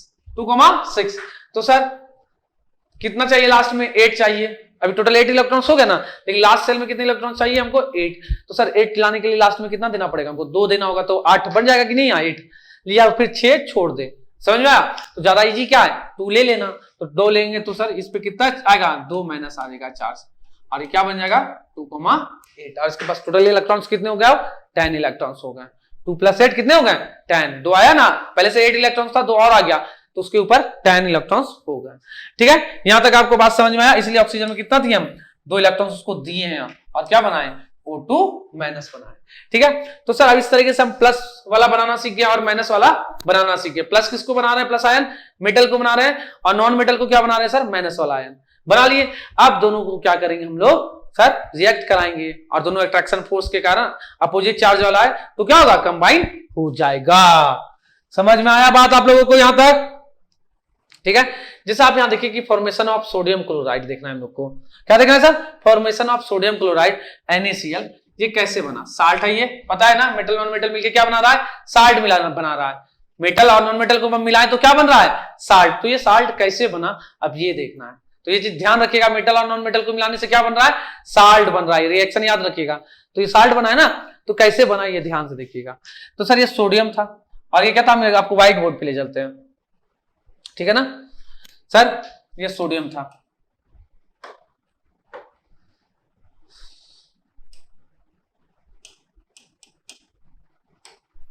अपने पास क्या सर, सोडियम। NaCl बनाना है ना, तो हमको पता है Na और Cl को मिला करके बनाया जाएगा। ठीक है सर, क्लोरीन। सिर्फ हम आउटर मोस्ट जो इलेक्ट्रॉन है ना, सबसे लास्ट वाला इलेक्ट्रॉन, सिर्फ उसको लिख रहे हैं। किसको लिख रहे हैं सर, सिर्फ लास्ट वाला सेल में जो इलेक्ट्रॉन्स है उसको। तो क्लोरीन के लास्ट सेल में कितने इलेक्ट्रॉन थे सर, 7 थे ना, 2 2 4 2 6 1 7 इलेक्ट्रॉन्स थे, लिख दिए हम लोग। ठीक है, अब सर सोडियम के पास लास्ट में कितना थे, बस एक ही था। ठीक है, तो सर 8 बनाने के लिए इसको क्या करना था, 7 लेना था या फिर एक छोड़ देना था। हमको ज्यादा इजी काम क्या लगा था, एक छोड़ देना। तो ये एक अपना एक छोड़ करके इसको दे देगा सर, यहां भेज देगा, समझ में। और इसका लास्ट में 8 बन गया। तो ये काम होने के बाद इसके ऊपर क्या आ गया सर, Na+ हो गया। और सर क्लोरीन से मिला रहे ना, तो इसके ऊपर Cl- हो गया। और अट्रैक्शन फोर्स के कारण ये दोनों जुड़ के क्या बना देगा सर, NaCl बना देगा। समझ में आया किस तरीके से NaCl बनता है। हाँ साल्ट इस तरीके से बनता है, ठीक है। आइए यहाँ पे भी देखते हैं हम लोग कैसे बनाया है, ठीक है। NaCl दोनों को मिलाना है। तो ये सर इसके पास एक था, तो ये अपना एक क्या करेगा सर, उसको दे देगा। देखिए ये था ना इसके पास एक, यहाँ स्क्वायर बॉक्स लिखे, यहाँ क्रॉस लिखे, तो दे दिया, ठीक है, उसको दे दिया। तो सर Na के ऊपर क्या गया प्लस और Cl के ऊपर क्या गया माइनस। फिर ये दोनों अट्रैक्शन फोर्स के कारण जुड़ के क्या बना देंगे, NaCl बना देंगे, ठीक है। यहाँ इलेक्ट्रॉनिक कॉन्फ़िगरेशन भी लिखा हुआ है, आपको पता है कि कैसे इलेक्ट्रॉन्स देते हैं, ठीक है। तो यहाँ क्या लिखा है sir, the atomic number of sodium is 11, it's electronic configuration इतना 281, इट हैज 1 वैलेंस इलेक्ट्रॉन। वाजिब बात हमको भी पता है 1 वैलेंस इलेक्ट्रॉन है। वैलेंस इलेक्ट्रॉन 1 कैसे, आउटर मोस्ट सेल में जो इलेक्ट्रॉन्स रहता है उसी को क्या कहते हैं, वैलेंस इलेक्ट्रॉन। ध्यान रखिएगा, जो आउटर मोस्ट सेल में इलेक्ट्रॉन्स होगा उसी को वैलेंस इलेक्ट्रॉन कहते हैं। तो एक वैलेंस इलेक्ट्रॉन है। अब ये क्या कर रहा है, अपना एक वैलेंस इलेक्ट्रॉन लूज करके Na+ बना दे रहा है। और उसी तरीके से क्लोरीन के पास एटॉमिक नंबर 17 है, तो 17 इलेक्ट्रॉन्स हैं, तो उसके वैलेंस इलेक्ट्रॉन्स कितने हैं, 7। तो सर इलेक्ट्रॉनिक कॉन्फ़िगरेशन लिखिए 287, तो वैलेंस इलेक्ट्रॉन कितने हैं इसके, 7। तो ये 8 बनाने के लिए एक इलेक्ट्रॉन क्या करेगा, सोडियम से ले लेगा और ये क्या बनाएगा, Cl- बना लेगा, अपना Cl- बना लेगा खुद को, Cl- ion. Then the attraction between Na+ ion and Cl- ion. तो उसका क्या होगा, दोनों के ऊपर चार्ज आ गया प्लस और दूसरे के ऊपर माइनस। तो आपको भी पता है अपोजिट चार्ज के बीच क्या होता है, हाँ अट्रैक्शन होता है। आप भी अपने क्लास में देखते होंगे, बहुत अट्रैक्शन हो रहा होगा। हाँ स्टार्ट हो गया ना ये क्लास, अब से स्टार्ट हो जाता है अट्रैक्शन होना, तो कंट्रोल कीजिएगा खुद पे। तो सर जिसके कारण रिजल्ट क्या होगा सर, अपना NaCl बन जाएगा, एक साल्ट बन जाएगा, समझा। तो रियल लाइफ में ऐसा नहीं होता है, कुछ नहीं बनता है, ठीक है ना, खाली अट्रैक्शन ही होते रहता है। तो आप लोग कुछ नहीं कीजिएगा, अट्रैक्शन ज्यादा, ठीक है। तो सर इस तरीके से NaCl बन जाएगा साल्ट, ठीक है। यहां तक बात समझ में आया, हाँ NaCl कैसे बनता है, ठीक है। उसके बाद अगर हम लोग नेक्स्ट एग्जांपल का बात करें एक और कि MgCl2 कैसे बनता है, किसको ले लेते हैं सर, नेक्स्ट हम लोग किसको सर, MgCl2 कैसे बनेगा इसको देखेंगे अब, ठीक है। इसको देखना शुरू करें, तो देखते हैं अब हम लोग MgCl2 का फॉर्मेशन कैसे हो रहा है, ठीक है ना। तो सर इसमें Mg एक है और Cl कितना है, 2 Cl है ना, क्लोरीन कितना है 2 दिख रहा है आप लोग को, और Mg कितना है 1 है ना। तो सर चलिए एक एक करके बात करते हैं। तो सर Mg का एटॉमिक नंबर कितना होता है सर, 12 होता है। कितना होता है 12। तो सर ये 2 इलेक्ट्रॉन छोड़ देगा और Mg2+ बना लेगा। कितने इलेक्ट्रॉन छोड़ते हैं, 2 इलेक्ट्रॉन। हम आपको Mg का दिखाए थे बना करके, ठीक है ना। तो सर Mg कितना, इसका इलेक्ट्रॉनिक कॉन्फ़िगरेशन 282 होता है, जिसमें से 2 इलेक्ट्रॉन छोड़ के ऐसा बनाता है, यही काम करता है ना Mg, ठीक है सर। इसी कारण से 2 इलेक्ट्रॉन छोड़ के Mg2+ बना लिया ये। अब इसके बाद आता है क्लोरीन का, किसका सर, क्लोरीन। क्लोरीन क्या करता है सर, 1 इलेक्ट्रॉन लेता है, कितना सर 1 इलेक्ट्रॉन लेके Cl- बना लेता है। जैसे ये सर इलेक्ट्रॉनिक कॉन्फ़िगरेशन 287 है, 1 इलेक्ट्रॉन लेके 288 बना लिया, ठीक है सर। यहां तक हो गया। अब ध्यान से देखिए सर, Mg का वैलेंस इलेक्ट्रॉन्स कितने थे, 2। यहां 2 बॉक्स आपको दिख रहा है ना, दोनों बॉक्स, इसको हम हटा दे रहे फिर से, हाँ। तो सर आपको यहां दिख रहा है ना 2, ये स्क्वायर जैसा बॉक्स, ठीक है। और क्लोरीन में क्रॉस लिखे हैं सर, क्या लिखे, क्रॉस। 2 क्लोरीन है, दोनों को यहां लिख दिए क्रॉस में, ठीक है। अब क्या करेंगे कि ये जो है ना, एक बॉक्स इसको दे देगा और नीचे वाला बॉक्स इसको दे देगा, जैसे आप यहां देख सकते हैं, यहां पे आप इसको देख सकते हैं सर कैसे किया है। देखिए तो दिख रहा है क्या सर, Mg क्या किया, अपना एक डॉट इसको दे दिया और एक डॉट इसको दे दिया, और इसके पास कुछ नहीं बचा, तो इस पे +2 चार्ज आ गया, क्योंकि 2 इलेक्ट्रॉन्स क्या किया, दे दिया। ये जो क्रॉस है ना और ये बॉक्स वाला, ये इलेक्ट्रॉन्स है, समझ में आया, कंफ्यूज मत होइएगा। तो सर ये भी 1 इलेक्ट्रॉन्स ले लिया, तो इस पे भी 1 माइनस और इसके पास भी 1 माइनस आ गया। आपको दिक्कत, अच्छे से इलेक्ट्रॉन्स बढ़ गया। अब ये लोग क्या होगा सर, अट्रैक्शन फोर्स के कारण जुड़ जाएगा। क्या होगा, क्लोरीन Mg से अट्रैक्शन फोर्स से जुड़ जाएगा और क्या बनाएगा, MgCl2। क्या बनाएगा सर, MgCl2। तो उसी को आप वर्डिंग में देख सकते हैं कि sir the atomic number of Mg12 होता है, उसका इलेक्ट्रॉनिक कन्फिगरेशन 282 होता है, 2 वैलेंस इलेक्ट्रॉन्स हैं इसके पास, ठीक है, तो दोनों वैलेंस इलेक्ट्रॉन को लूज करके क्या बना देगा Mg2+। उसी तरीके से सर एटॉमिक नंबर क्लोरीन का 17 होता है, तो सर उसका इलेक्ट्रॉनिक कन्फिगरेशन 287 होगा, मतलब वैलेंस इलेक्ट्रॉन्स कितना है सर 7। तो इस 7 इलेक्ट्रॉन्स को क्या करेगा सर, लूज तो कर नहीं पाएगा, तो एक इलेक्ट्रॉन्स क्या करेगा ये ले लेगा, तो 2 क्लोरीन है तो दोनों एक एक इलेक्ट्रॉन्स ले लेगा, समझ में आया, तो 2Cl- आयन उसका बन जाएगा, ठीक है, जिसके बाद वो दोनों मिल करके सर क्या बना देगा MgCl2 मैग्नीशियम क्लोराइड, इसको क्या कहेंगे मैग्नीशियम क्लोराइड। तो आप यहां तक समझ में आ गया MgCl2 कैसे बनता है अच्छे तरीके से, ठीक है सर, यहां तक आप लोग को अब कोई दिक्कत नहीं हुआ होगा। तो अब इसके बाद हम देखते हैं आयनिक कंपाउंड। कौन सा कंपाउंड सर, आयनिक कंपाउंड, जिसका नाम है इलेक्ट्रोवैलेंट कंपाउंड। क्या नाम है सर, इलेक्ट्रोवैलेंट कंपाउंड। तो आपको नाम से ही सुन के समझ में आ गया होगा आयनिक कंपाउंड मतलब क्या, आयन से बनने वाला कंपाउंड, ठीक है। तो वैसा कंपाउंड जिसमें क्या होना, इलेक्ट्रॉन्स को ट्रांसफर कर दे, मतलब एक जगह से दूसरे जगह दे दे, जैसे अभी बनाए थे ना मेटल का नॉन मेटल के साथ, तो उस तरीके से इलेक्ट्रॉन्स दूसरे को दे करके जो बनता है ना बॉन्डिंग, उसी को क्या कहते हैं सर हम लोग आयनिक कंपाउंड, ठीक है ना। वहां पे जाके आयनिक कंपाउंड बनेगा। कब बनेगा सर, जब इलेक्ट्रॉन्स एक आदमी दूसरे को देगा और वो दोनों मिलके मिल जाएगा, तो ऐसे कंपाउंड्स को क्या कहेंगे हम लोग आयनिक कंपाउंड। यहाँ इलेक्ट्रॉन्स क्या करेंगे ट्रांसफर होता है, यहाँ क्या होता है इलेक्ट्रॉन्स ट्रांसफर होता है एक एलिमेंट से दूसरे एलिमेंट में, समझ में आया, एक एटम से दूसरे एटम में। तो यहाँ आप आयनिक कंपाउंड का डेफिनेशन देख सकते हैं, ionic compounds are compounds form by transfer of electrons from a metal to a non metal. एक मेटल से दूसरे नॉन मेटल में इलेक्ट्रॉन्स को ट्रांसफर करके जो कंपाउंड बनाया जाता है उसी को हम लोग क्या कहते हैं आयनिक कंपाउंड। और कैसे होता है ये भी आप पीछे एग्जांपल में देख लीजिए। अब सर यहाँ हम लोग प्रॉपर्टी देख लेते हैं, किसका सर, आयनिक कंपाउंड का प्रॉपर्टी क्या क्या है। एग्जाम में आपको पूछ सकता है कि प्रॉपर्टी लिखिए, ठीक है ना। तो अभी तो ये वाला जो एग्जाम है आप लोग का, इससे तो MCQ है, तो यहाँ पे आप कैसे करोगे सर, तो आप इसको ध्यान से पढ़ोगे, कहीं इसी से पूछ ले, ठीक है ना, कि इलेक्ट्रॉन शेयर करने से होता है आयनिक कंपाउंड बनता है, कि इलेक्ट्रॉन ट्रांसफर करने से बनता है, और कुछ कुछ एग्जांपल दे देगा। तो कैसे बनता है सर, इलेक्ट्रॉन ट्रांसफर करने से आयनिक कंपाउंड बनता है। तो ये चीज आप लोग को ध्यान में रखना है ना। तो चलिए एक एक करके देख लेते हैं। पहला प्रॉपर्टी क्या है, they are form by transfer of electrons and are made up of ions. समझ में आया, वो क्या करता है सर, इलेक्ट्रॉन्स ट्रांसफर करता है और क्या बनाता है, आयंस बनाता है। यहां तक कोई दिक्कत नहीं, हाँ ये चीज तो आपको भी पता है। दूसरा एक और बात करें, दे आर क्रिस्टलाइन सॉलिड। जो ऐसे कंपाउंड्स होते हैं आयनिक कंपाउंड, वो कैसे होते हैं सर, क्रिस्टलाइन सॉलिड होते हैं। कैसा सॉलिड, क्रिस्टलाइन सॉलिड, टुकड़ा जैसा होता है, ठीक है। उसके बाद नेक्स्ट बात करें, ये सेकंड था। Third, they have high melting point and boiling point. तो ऐसा जो मेटल और नॉन मेटल मिला है ना, उसको ब्रेक कर पाना बहुत मुश्किल है, इतना आसानी से वो नहीं टूटने वाला है। उसका भी जो अट्रैक्शन फोर्स है ना, वो इतना आसानी से टूटने वाला नहीं है। इसके कारण से इसका sir melting point and boiling point क्या होगा, हाई होगा।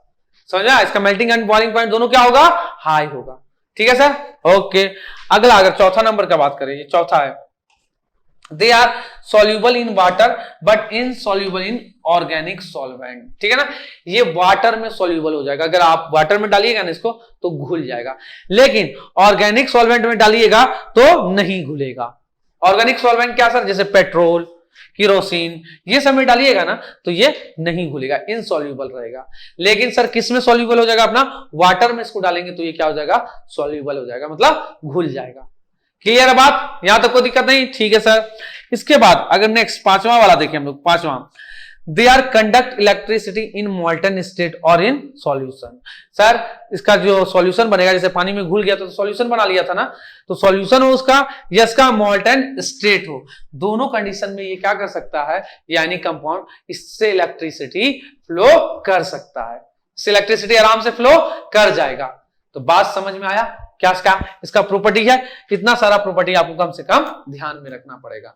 पहला प्रॉपर्टी क्या पढ़े थे सर हम लोग, कि सर ये इलेक्ट्रॉन्स ट्रांसफर करता है, ठीक है, और आयंस बनाता है, ठीक है, पहला। दूसरा, उसके बाद हम लोग क्या पढ़े सर, वो क्रिस्टलाइन सॉलिड बनाता है। क्या होता है, क्रिस्टलाइन सॉलिड, मतलब ठोस जैसा, समझ रहे ना, सॉलिड जैसा बनाता है। उसके बाद क्या पढ़े सर, इसका मेल्टिंग पॉइंट और बॉइलिंग पॉइंट दोनों क्या होता है, हार्ड ज्यादा होता है, मेल्टिंग पॉइंट और बॉइलिंग पॉइंट दोनों ज्यादा होता है, हाई होता है। उसके बाद और क्या पढ़े सर, ये वाटर में क्या होता है, डिसॉल्व हो जाता है, घुल जाता है, लेकिन सोल्यूबल होता है वाटर में, ठीक है। लेकिन ऑर्गेनिक सॉल्यूशन रहता है उसमें सर ये सर नहीं अपना घुलेगा, इनसॉल्यूबल रहेगा।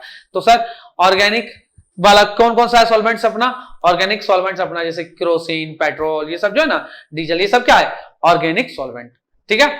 इसके अलावा लास्ट वाला अपन लोग क्या देखे सर, लास्ट वाला देखे कि मोल्टन स्टेट में ये हो, कौन, ये अपना जो भी था ना आयनिक कंपाउंड जो सॉलिड जैसा क्रिस्टलाइन बनाया था, ये अगर मोल्टन स्टेट में रहे या फिर क्या सर ये इसका सॉल्यूशन रहे, जैसे वाटर में घुल के सॉल्यूशन बनाया था ना, तो दोनों कंडीशन में इससे क्या होगा, इलेक्ट्रिसिटी फ्लो कर सकता है।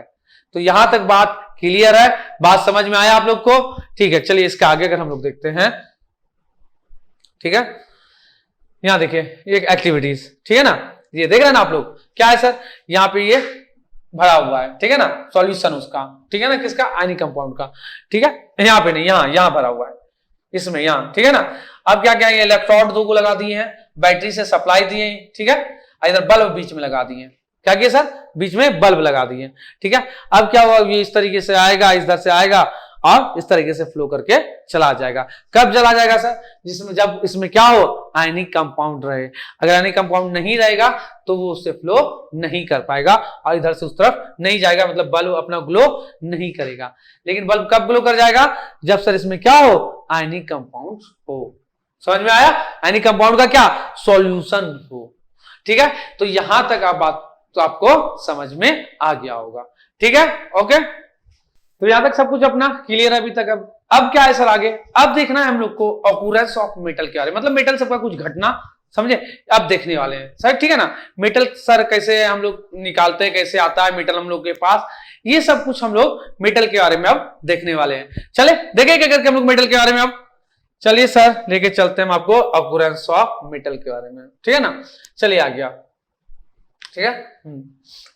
अब क्या है सर, जैसे कि कुछ मेटल है, जैसे कि आप जानते हैं गोल्ड हो गया, सिल्वर हो गया, प्लेटिनम हो गया, ये सब जो है ना फ्री स्टेट में पाया जाता है अर्थ पे, पता है, अर्थ क्रस्ट पे ये सब फ्री स्टेट में पाया जाता है, मतलब इसको आसानी से जमीन से निकाल सकते हैं। तो ये कौन कौन सा है सर ऐसा, सब metals like gold, silver, platinum, it is are found in free state in the earth crust because they are less reactive. क्यों सर, ये किसी के साथ मिला हुआ नहीं होता है, क्यों, हमको पता है क्या कि ये लेस रिएक्टिव है, तो किसी के साथ मिल पाना है पॉसिबल ही नहीं है।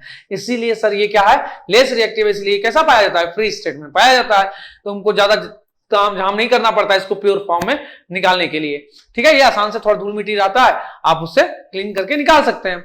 अब क्या सर, अदर, उसके अलावा अगर हम मोस्ट मेटल के बारे में बात करें, अदर सब जो दूसरे मेटल हैं, ये सबको छोड़ के, ठीक है, लेस रिएक्टिव को छोड़ के, मतलब जो ज्यादा रिएक्टिव सब है वो सब जो है ना ऑक्साइड के फॉर्म में पाया जाता है, या फिर कार्बोनेट, सल्फाइड, हैलाइड्स, ये सब के फॉर्म में पाया जाता है। ये सब के फॉर्म में पाया जाता है, इसका मतलब क्या सर, उसमें ऑक्साइड जुड़ा हुआ रहेगा, ठीक है ना। मेटल में ऑक्साइड, मेटल का ऑक्साइड आप जानते हैं ना, मेटल के साथ तो ऑक्साइड रहेगा या कार्बोनेट रहेगा, उसके साथ ये सब सल्फाइड रहेगा, ये सब चीज उसके साथ क्या रहेगा, मिला हुआ रहेगा, ठीक है। यहां तक बात समझ में आया। तो आप सर अब हमको चाहिए प्योर वही मेटल, तो उसके लिए हमको क्या करना पड़ेगा, तो जो मिला हुआ है उसको वहां से हटाना पड़ेगा, तभी ना वो चीज हमको मिल पाएगा। हाँ, जैसे मेटल ऑक्साइड है तो वहां से ऑक्साइड को हटाएंगे तभी ना हमको मेटल मिल पाएगा। हाँ, तो वो सब कैसे हटाएंगे, क्या क्या करेंगे, वो हर एक चीज हम लोग देखेंगे, ठीक है। उससे पहले कुछ टर्म है अपने लोग के पास, मिनरल्स, ओर और गैग, ये तीनों को देखते हैं कि क्या होता है सर, मिनरल्स, ओर और गैग, ठीक है। अब जो है, जो नेचुरली अर्थ के इनसाइड पाया जाता है ना, कौन सा, नेचुरली अर्थ के अंदर जो एलिमेंट पाए जाते हैं, ठीक है, एलिमेंट्स या फिर कंपाउंड, ठीक है, जो occurs naturally inside the earth crust, उसी को हम लोग क्या कहते हैं, मिनरल्स, उसी को क्या कहते हैं, मिनरल्स। मिनरल्स किसको कहते हैं सर, वैसा एलिमेंट्स या कंपाउंड जो अर्थ क्रस्ट में नेचुरली, मतलब भगवान के द्वारा अपने आप अवेलेबल हो, उसी को हम लोग क्या कहेंगे सर, मिनरल्स कहेंगे। तो ध्यान रहेगा मिनरल्स क्या होता है, ओके, यहां तक आपको कोई दिक्कत नहीं है। तो सर इसके बाद क्या है सर, ओर है, ठीक है ना, ठीक है सर। अब ओर क्या होता है, ठीक है ना। और क्या होता है आप ध्यान से समझिएगा। और जो है ना ये एक टाइप का मिनरल्स है जहां से हम लोग जो है ना क्या करते हैं सर, प्रॉफिटेबली मेटल्स को निकालते हैं। क्या करते हैं सर, मेटल को प्रॉफिटेबली सर वहां से निकालते हैं, वही क्या कहलाता है सर, ओल। तो और क्या सर, ये minerals from which metal can be extracted profitably, ठीक है ना। फायदा के लिए हम लोग वहां से क्या करते हैं, मेटल को निकालते हैं ओर से, ठीक है। वैसे और को क्या, मिनरल्स को हम लोग क्या कहेंगे सर, ओर कहेंगे। समझ में आया। वैसे मिनरल्स को क्या कहेंगे, और कैसा मिनरल्स है जिससे हम लोग मेटल को निकाले, ठीक है, अपने प्रॉफिट के लिए, ठीक है। उसी को हम लोग, हमको सर जो चीज का जरूरत है वो चाहिए ना, अब उसका ऑक्साइड है, सल्फाइड है, तो प्रॉब्लम होगा कि नहीं होगा, तो उससे हमको क्या करना पड़ेगा, निकालना पड़ेगा ना। हाँ, क्या करना पड़ेगा, मेटल को निकालना पड़ेगा, तो वही क्या कहलाएगा मेरा ओर। और सर मिनरल्स क्या हो गया, सारा की चीज, उसमें जुड़ा हो ना जुड़ा हो, सारा चीज, मतलब ऑक्साइड सल्फाइड हो या फ्री स्टेट में पाया जाए, वो सब चीज को कंबाइंड रूप से क्या कहा जाता है, मिनरल्स कहा जाता है। लेकिन वैसा मिनरल्स जिससे हम लोग मेटल को निकालें, दोनों में डिफरेंस समझिएगा, मिनरल्स और ओर में। मिनरल्स क्या, वैसा सारा चीज जो अर्थ क्रस्ट में पाया जाता है, ठीक है सर, नेचुरली पाया जाता है, उसी को हम लोग क्या कहते हैं, मिनरल्स। लेकिन सर ये क्या है, और सिर्फ वैसा वाला मिनरल्स है जो किसी के साथ कंबाइंड फॉर्म में हो, जैसे सल्फाइड, कार्बोनेट, ये सब के फॉर्म में कंबाइंड हो, और उससे अलग करके हम उसको फिर उससे मेटल निकालें, ठीक है। उसमें दोनों चीज आएगा, निकालने का जरूरत भी पड़ेगा, नहीं भी जरूरत पड़ेगा, ये दोनों टाइप का चीज है उसमें। इसमें लेकिन सिर्फ क्या है, कैसा चीज है और में, जिससे हम लोग निकाल सकें, ठीक है ना, अलग कर सकें, वैसा वाला, ठीक है, एलिमेंट से कंपाउंड। तो और समझ में आ गया आपको। अब गैग का बारी आता है। गैग क्या है, तो गैग जो है ना कुछ नहीं है, वो एक तरीके का इम्प्यूरिटी है। क्या है, इम्प्यूरिटी, मतलब समझ रहे ना, इम्प्यूरिटी मतलब गंदगी, और कुछ नहीं है, ठीक है। तो जो गंदगी लगा हुआ रहता है ना मेटल वगैरह में, तो वहां से हटाना, ठीक है ना, उसको क्या करना पड़ेगा, हमको हटाना पड़ेगा ना। तो गैग वही इम्प्यूरिटी है। क्या है sir, is the impurity present in the ore. किसमें प्रेजेंट रहता है, ओर में। जैसे क्या क्या क्या इम्प्यूरिटी में क्या क्या आ सकता है सर, जैसे रॉक पार्टिकल्स हो गया, सैंड पार्टिकल्स हो गया, क्ले पार्टिकल्स हो गया, ये सब चीज। अब वाजिब बात है, आप मिट्टी से निकालने जा रहे हैं, कहां से सर, इसको अर्थ क्रस्ट से निकालने जा रहे हैं, तो धूल मिट्टी ये सब चीज तो होगा ही ना, रॉक वगैरह होगा ही ना, तो वाजिब बात है ये सब इसमें सट उठ गया होगा, थोड़ा लग गया होगा, हाँ, तो वो सब चीज ही क्या कहलाता है सर, अपना गैग। वही सब चीज अपना क्या कहलाएगा, गैग। तो यहां तक बात समझ में आया आपको सर, ये तीनों चीज का क्या मतलब है, मिनरल्स, ओर एंड गैग, ठीक है। अब एक एक करके हम लोग देखते हैं कि सर कैसे हम लोग एक्सट्रैक्ट कर सकते हैं मेटल को देयर ओर से। अब मेटल निकालना है ओर से, तो अब देखना पड़ेगा ना सर कैसे कैसे निकालेंगे। तो उसको निकालने के लिए 3 प्रोसेस से हम लोग को गुजरना पड़ता है। कितने प्रोसेस से, 3 प्रोसेस से। तो वो तीनों प्रोसेस को हम एक एक करके देखते हैं, वो तीनों प्रोसेस क्या है सर, ठीक है। फ्रॉम 3 मेन स्टेप क्या क्या है, वो तीनों स्टेप को हम लोग एक एक करके देखते हैं, ठीक है ना सर। तो क्या है, metal are extracted from their ore in 3 main step, 3 main step. अब वो क्या क्या है, पहले ध्यान से देखिए।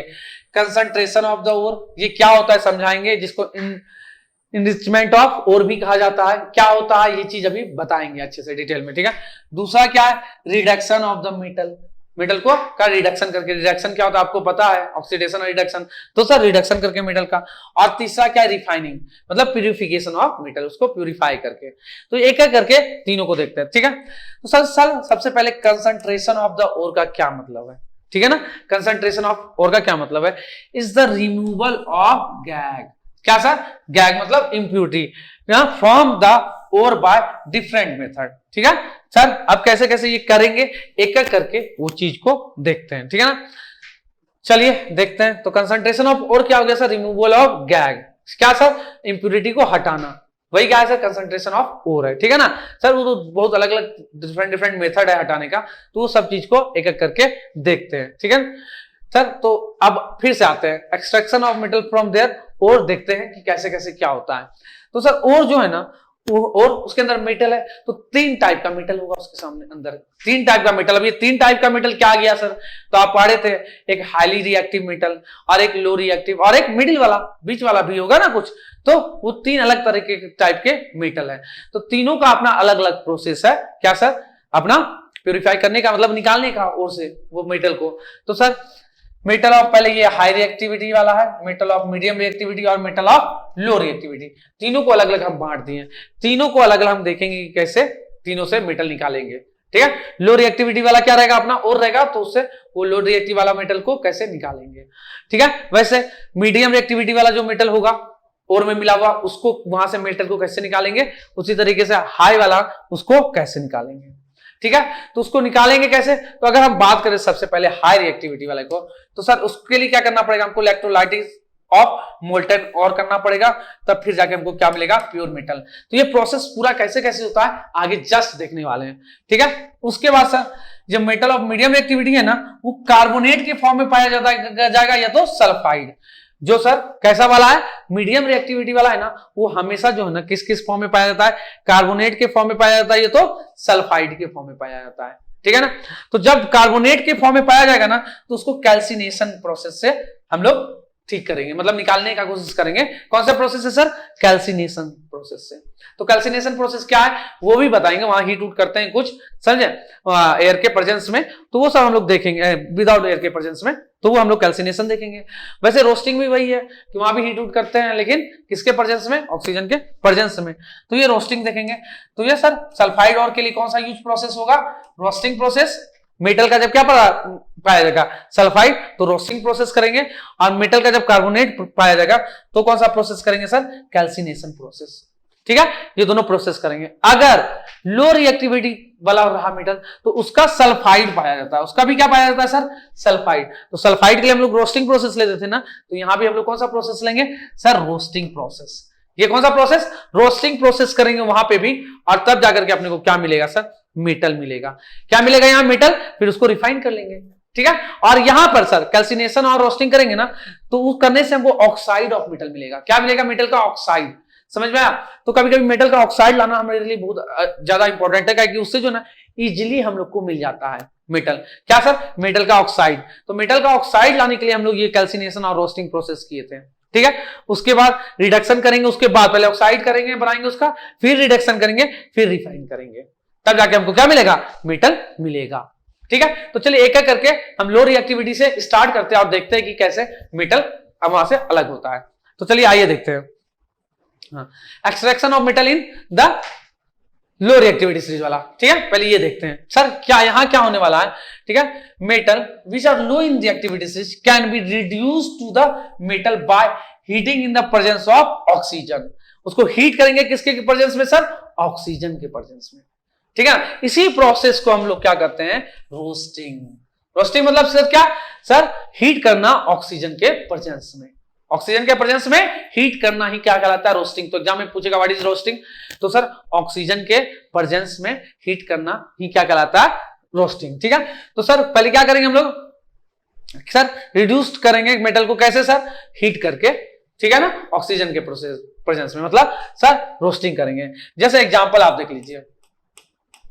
ठीक है, कैसे सर, एग्जांपल क्या है, मरकरी इज ऑब्टेन्ड फ्रॉम और सिनेबार। जैसे सिनेबार एचजीएस है ना, ये सल्फाइड के फॉर्म में पाया गया है। आप देख रहे हैं ना, मरकरी क्या होता है सर, लो रिएक्टिविटी सीरीज में, रिएक्टिविटी सीरीज में लो होता है, सबसे नीचे होता है, पता है ना आपको, सिल्वर और गोल्ड से थोड़ा सा ऊपर था ये एचजी, याद है ना, तो उसका सल्फाइड पाया जाता है। वाजिब बात अभी हम बताएं आपको कि लो रिएक्टिविटी वाला का क्या पाया जाता है, सल्फाइड। सल्फाइड है तो इसको एचजीएस को सिनेबार कहा जाता है। ध्यान रखिएगा, सिनेबार किसको कहा जाता है सर, एचजीएस को सिनेबार कहा जाता है। मतलब ये किसका और है सर, मरकरी का, किसका, एचजी का। ठीक है सर, अब इसको क्या किए, हीट किया हम किसके प्रेजेंस में सर, ऑक्सीजन के प्रेजेंस में। किसके प्रेजेंस में सर, ऑक्सीजन के प्रेजेंस में हीट किए। When it heated in the presence of oxygen, first is converted into क्या, मरकरी ऑक्साइड। तो हम पहले आपको बोले थे ना कि ऑक्साइड में अगर आप भेज दीजिएगा ना, तो वहां से मेटल को निकालना ज्यादा इजी होता है। तो ये सर पहले किसमें चला गया, मरकरी ऑक्साइड बन गया, मरकरी का ऑक्साइड बन गया। ठीक है ना, जिसको HgO बोले, ऑक्साइड में ऑक्सीजन आएगा ना, और उसके बाद फर्दर इसको क्या किए, हीट किए, और रिड्यूस करके हम लोग क्या पाए, मरकरी पाए। ठीक है, फिर हीट देकर के रिड्यूस किए, और फिर क्या मिला हमको, मरकरी मिला। तो आपको याद रहेगा, क्या याद रहेगा सर, कि जो लो रिएक्टिविटी वाला, ध्यान से सुनिएगा अभी एकदम इंपॉर्टेंट, अब कि सर जो लो रिएक्टिविटी सीरीज का मेटल है उसको उसकी ओर से कैसे निकालेंगे। तो सर कैसे निकालेंगे, हम लोग रोस्टिंग प्रोसेस करेंगे। कौन सा प्रोसेस, रोस्टिंग। रोस्टिंग प्रोसेस में क्या होता है सर, हम लोग ऑक्सीजन के प्रोसेस में उसको हीट करते हैं। ठीक है, हीट करते हैं, जिससे उसका क्या बनता है सर, उसका ऑक्साइड बन जाता है। क्या बन जाता है, ऑक्साइड। फिर ऑक्साइड बन गया, उसके बाद फिर क्या करेंगे सर, हम उसको रिड्यूस करेंगे, कैसे करके, फिर हीट दे करके, और उसके बाद आपको क्या मिल जाएगा, आपको मेटल, आपका लो रिएक्टिविटी वाला मेटल आपको मिल जाएगा। ठीक है, जैसे यहाँ एक एग्जांपल देख लीजिए भाई, एग्जांपल को अपन इक्वेशन के फॉर्म में लिख दिए हैं। क्या सर, HgS को ऑक्सीजन के प्रेजेंस में क्या किए, हीट किए, तो क्या बन गया सर, HgO ऑक्साइड बन गया, मरकरी का बन गया ना, और ऑक्सीजन गैस उधर निकल गया। उसके बाद HgO को फिर से हीट किए, मतलब रिड्यूस किए, तो क्या बन गया, अपना Hg बन गया। समझा? तो इस तरीके से आप अपना मेटल निकाल सकते हैं। तो यहां तक बात समझ में आया, लो रिएक्टिविटी वाला बात समझ में आया आपको कैसे करेंगे? ठीक है सर, यहां तक कोई दिक्कत नहीं हुआ होगा। चले भाई इसके आगे, चलिए इसके आगे अब चलते हैं। ठीक है, अब जैसे क्या और एग्जांपल देख लीजिए। ठीक है, कॉपर, ये भी रिएक्टिविटी सीरीज में नीचे पाया जाता है ना सर, कॉपर को कैसे करेंगे? तो वही काम करेंगे यहां भी। क्या करेंगे, पहले कॉपर को सर रोस्टिंग करेंगे, फिर उसको हीट करके रिड्यूस करेंगे, और क्या मिल जाएगा हमको, कॉपर। तो वही है सर, क्या copper is obtained from its sulphide ore, इसका भी सल्फाइड ओर ही पाया जाएगा।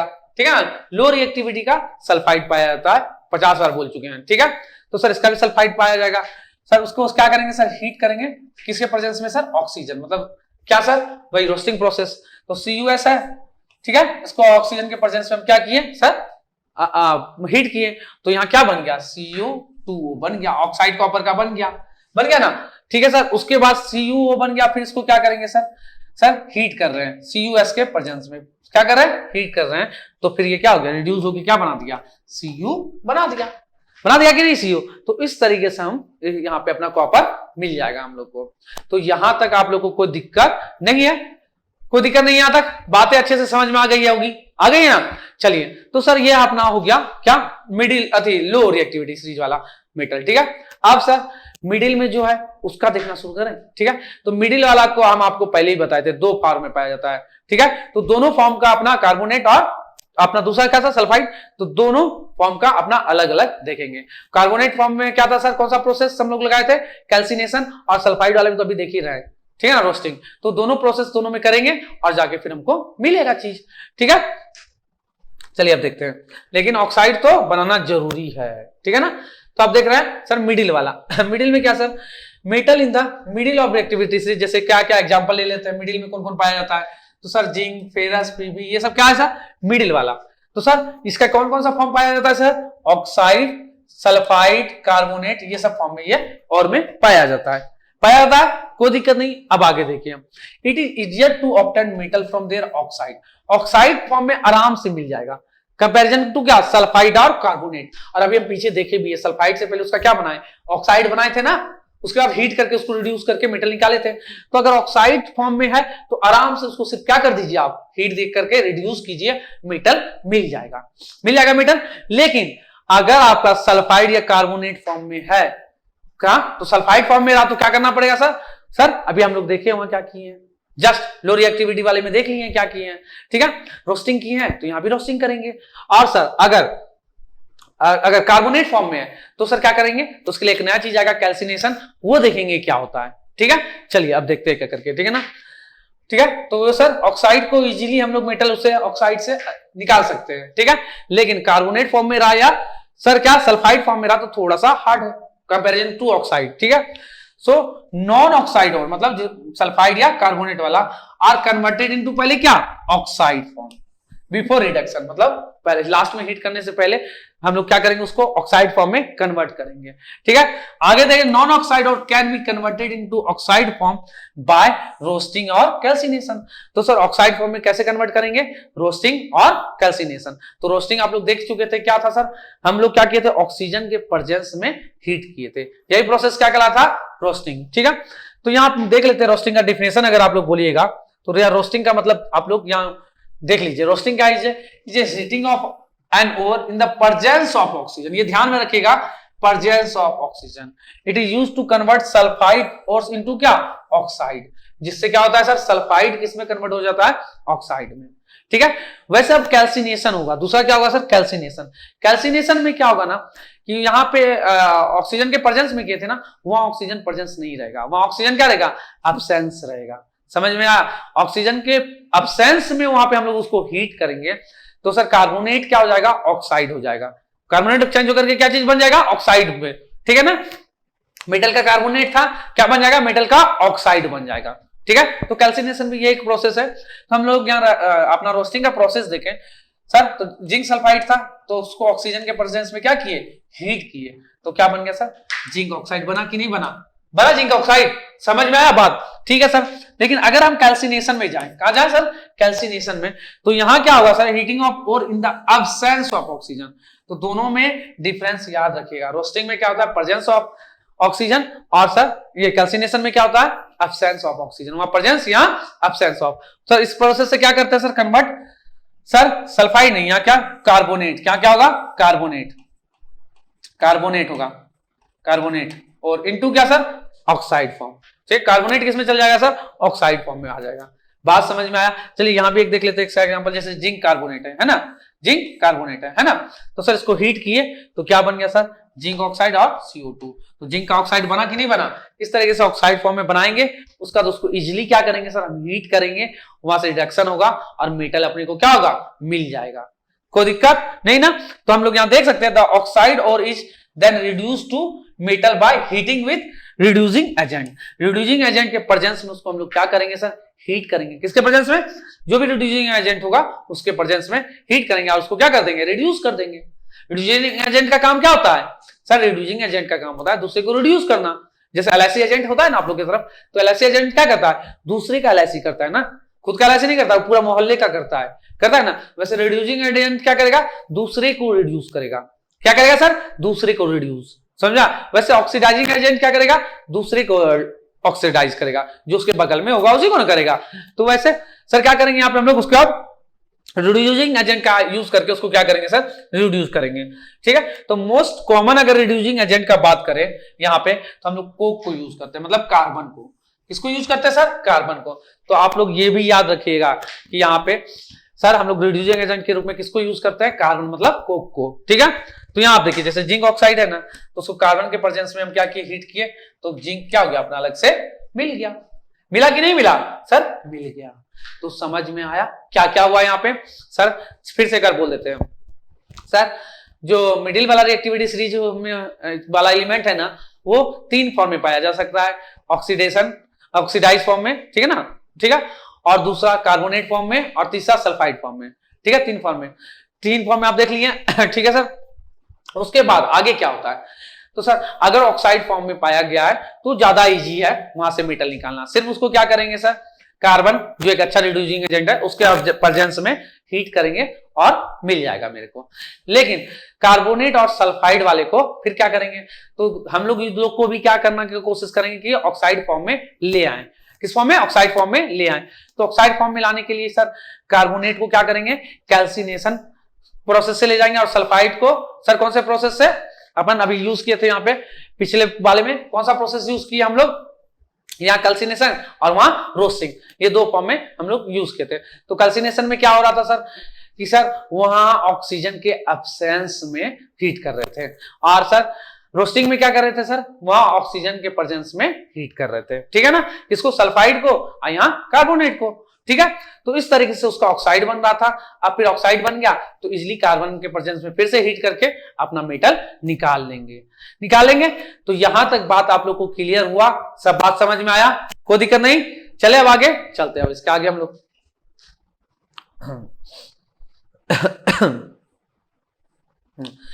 तो अब यहाँ पे एक रिएक्शन है थर्माइट रिएक्शन, ठीक है ना ठीक है ना। थर्माइट रिएक्शन क्या होता है, अब ध्यान से समझिएगा।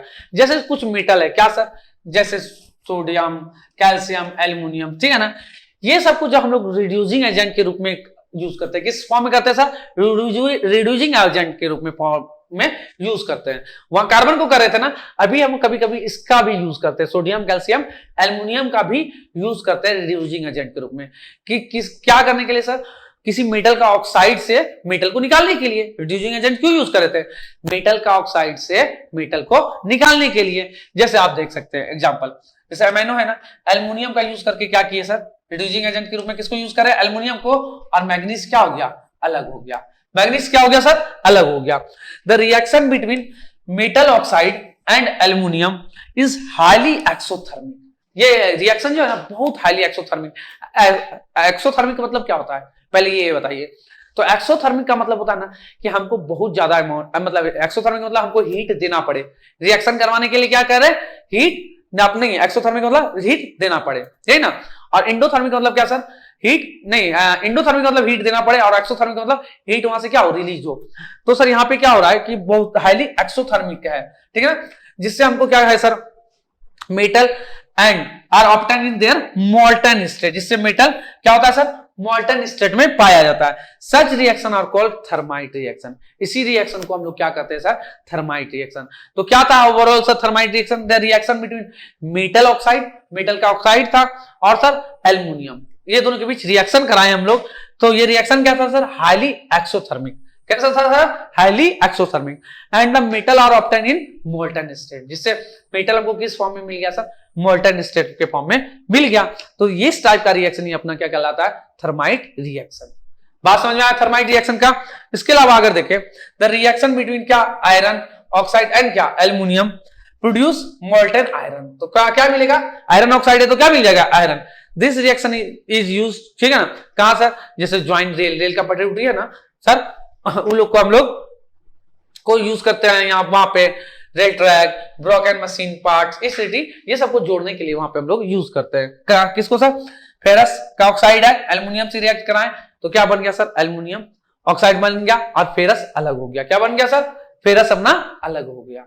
समझ में आया बात। तो ये वाला रिएक्शन हम लोग कहाँ यूज करते हैं सर, जैसे अपना रेल उल का पटरी उटरी को ठीक करना है, ठीक है, कुछ मशीन उसीन टूट गया है वहां पे ठीक करना है, तो वहां पे हम लोग ये थर्माइट रिएक्शन यूज करते हैं।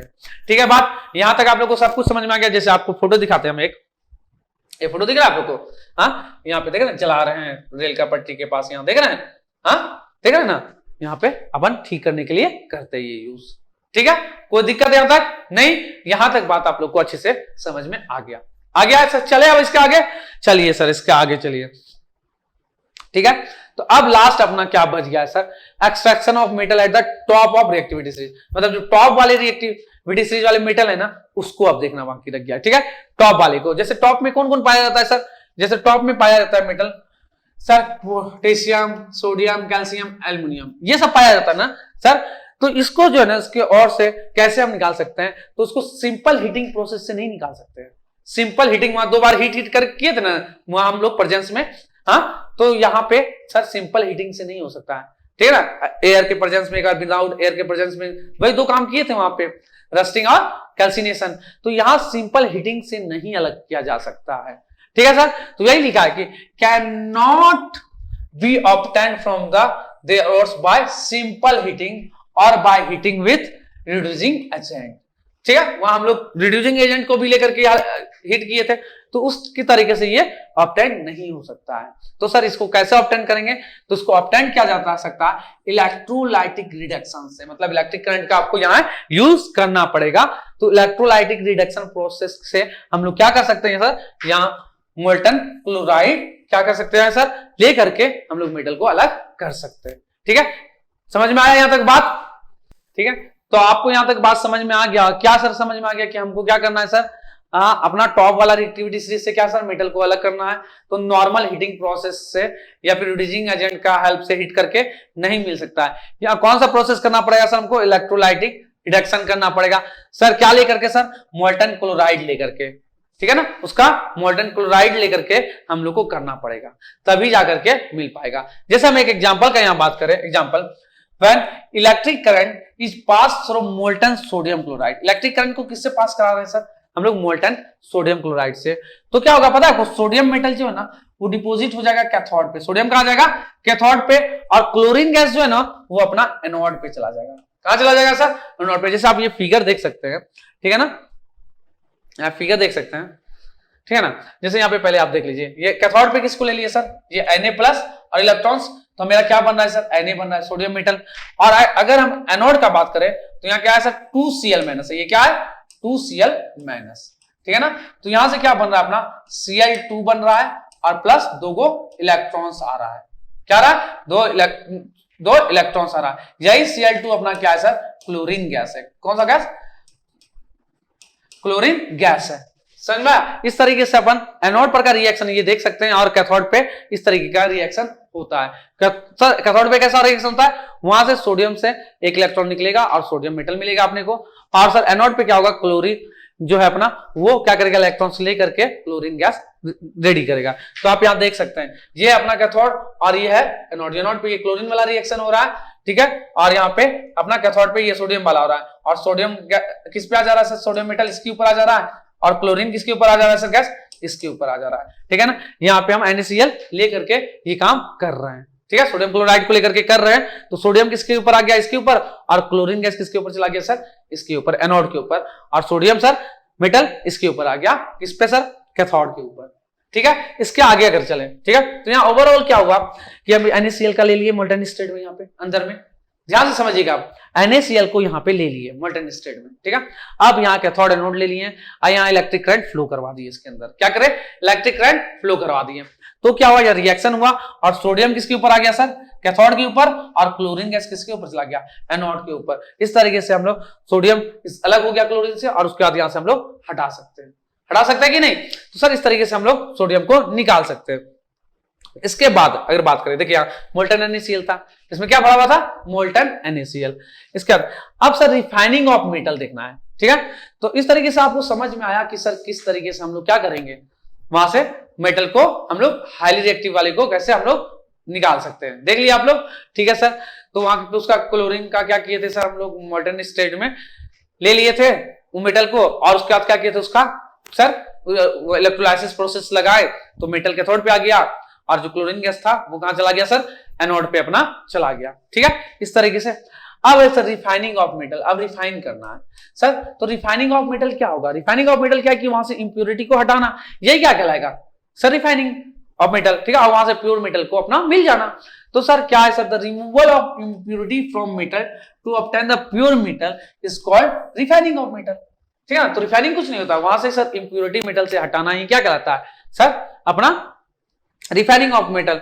तो the common method for refining of metal is electrolytic refining. तो कॉमनली जो हम लोग यूज करते हैं ना, क्या करने के लिए सर, अपन रिफाइन करने के लिए, तो कौन सा प्रोसेस है, इलेक्ट्रोलाइटिक रिफाइनिंग। तो इस प्रोसेस में होता क्या है, ध्यान से समझिएगा, इस प्रोसेस में होता क्या है, in this method A block of impure metal, एक इम्प्योर मेटल का, ठीक है ना, ब्लॉक ले लेते हैं, उसके अलावा इज मेड द एनोड, उसका हम लोग क्या बना देते हैं, एनोड बना देते हैं। एनोड का थोड़ा आप देखे थे ना अभी, तो एनोड किसका बनाएंगे सर, इम्प्योर मेटल का। और फिर प्योर वाले का जानते हैं क्या बनाएंगे, thin sheet of pure metal is made the cathode, cathode बनाएंगे उसी चीज का, प्योर का, समझिए, प्योर मेटल का क्या बनाएंगे सब लोग, कैथोड बनाएंगे। उसके बाद इलेक्ट्रोलाइसिस प्रोसेस कराएंगे, the electrolyte is a salt solution of the metal to be purified, जिसके कारण उसके बाद हम लोग किसको प्योरीफाई कर सकते हैं सर, साल्ट सॉल्यूशन जो मेटल का होगा ना, किसका सर, मेटल का साल्ट सॉल्यूशन, ठीक है ना, उसको हम लोग फिर प्योरीफाई कर लेंगे। कोई दिक्कत यहां तक समझने में सर, इलेक्ट्रोलाइसिस प्रोसेस में क्या करते हैं, साल्ट सॉल्यूशन जो होता है ना, क्या सर, साल्ट सॉल्यूशन मेटल का वो ले लेंगे, ठीक है, और उसका देखो मेटल इधर रखेंगे इम्प्योर वाला, ठीक है, और प्योर वाला इधर रखेंगे, कैथोड पे अपना प्योर वाला, एनोड पे इम्प्योर वाला, ठीक है, एनोड पे इम्प्योर वाला और कैथोड पे प्योर वाला।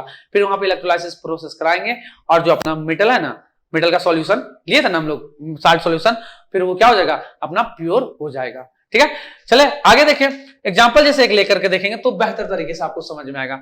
इसका एग्जांपल एक लेकर के हम लोग देखते हैं, तो सर आइए यहाँ एग्जांपल देखते हैं हम लोग, ठीक है ना सर, तब आपको ज्यादा बेहतर तरीके से समझ में आएगा, ठीक है, ठीक है। जैसे हम लोग क्या कर रहे हैं sir, in the electrolytic refining of copper, copper का हमको इलेक्ट्रोलाइटिक रिफाइनिंग करना है, तो हम लोग क्या करेंगे, कॉपर का एक इम्प्योर एनोड बना लेंगे सर, कॉपर मेटल का क्या करेंगे, इम्प्योर एनोड बना देंगे, और सर प्योर कॉपर का क्या बनाएंगे सर, कैथोड बनाएंगे।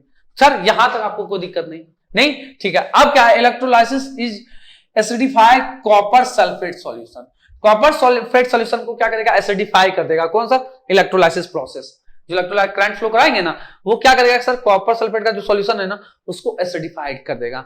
उसके बाद वहां से क्या होगा sir, when electric current is pass through the electrolyte, जो इलेक्ट्रोलाइट है ना, इलेक्ट्रोलाइट, इससे जब इलेक्ट्रिक करंट फ्लो करेगा, pure copper from the anode is deposit eight the cathode. तो जो एनोड पे था ना मेटल का इम्प्योर मेटल, वहां से जो मेटल है ना वो प्योर फॉर्म में कहां चला जाएगा, कैथोड पे चला जाएगा, कहां चला जाएगा, कैथोड पे। तो वो वही लिखा है, current is pass through the electrolyte pure copper from the anode is deposit at the cathode and the impurity settle down as anode mud.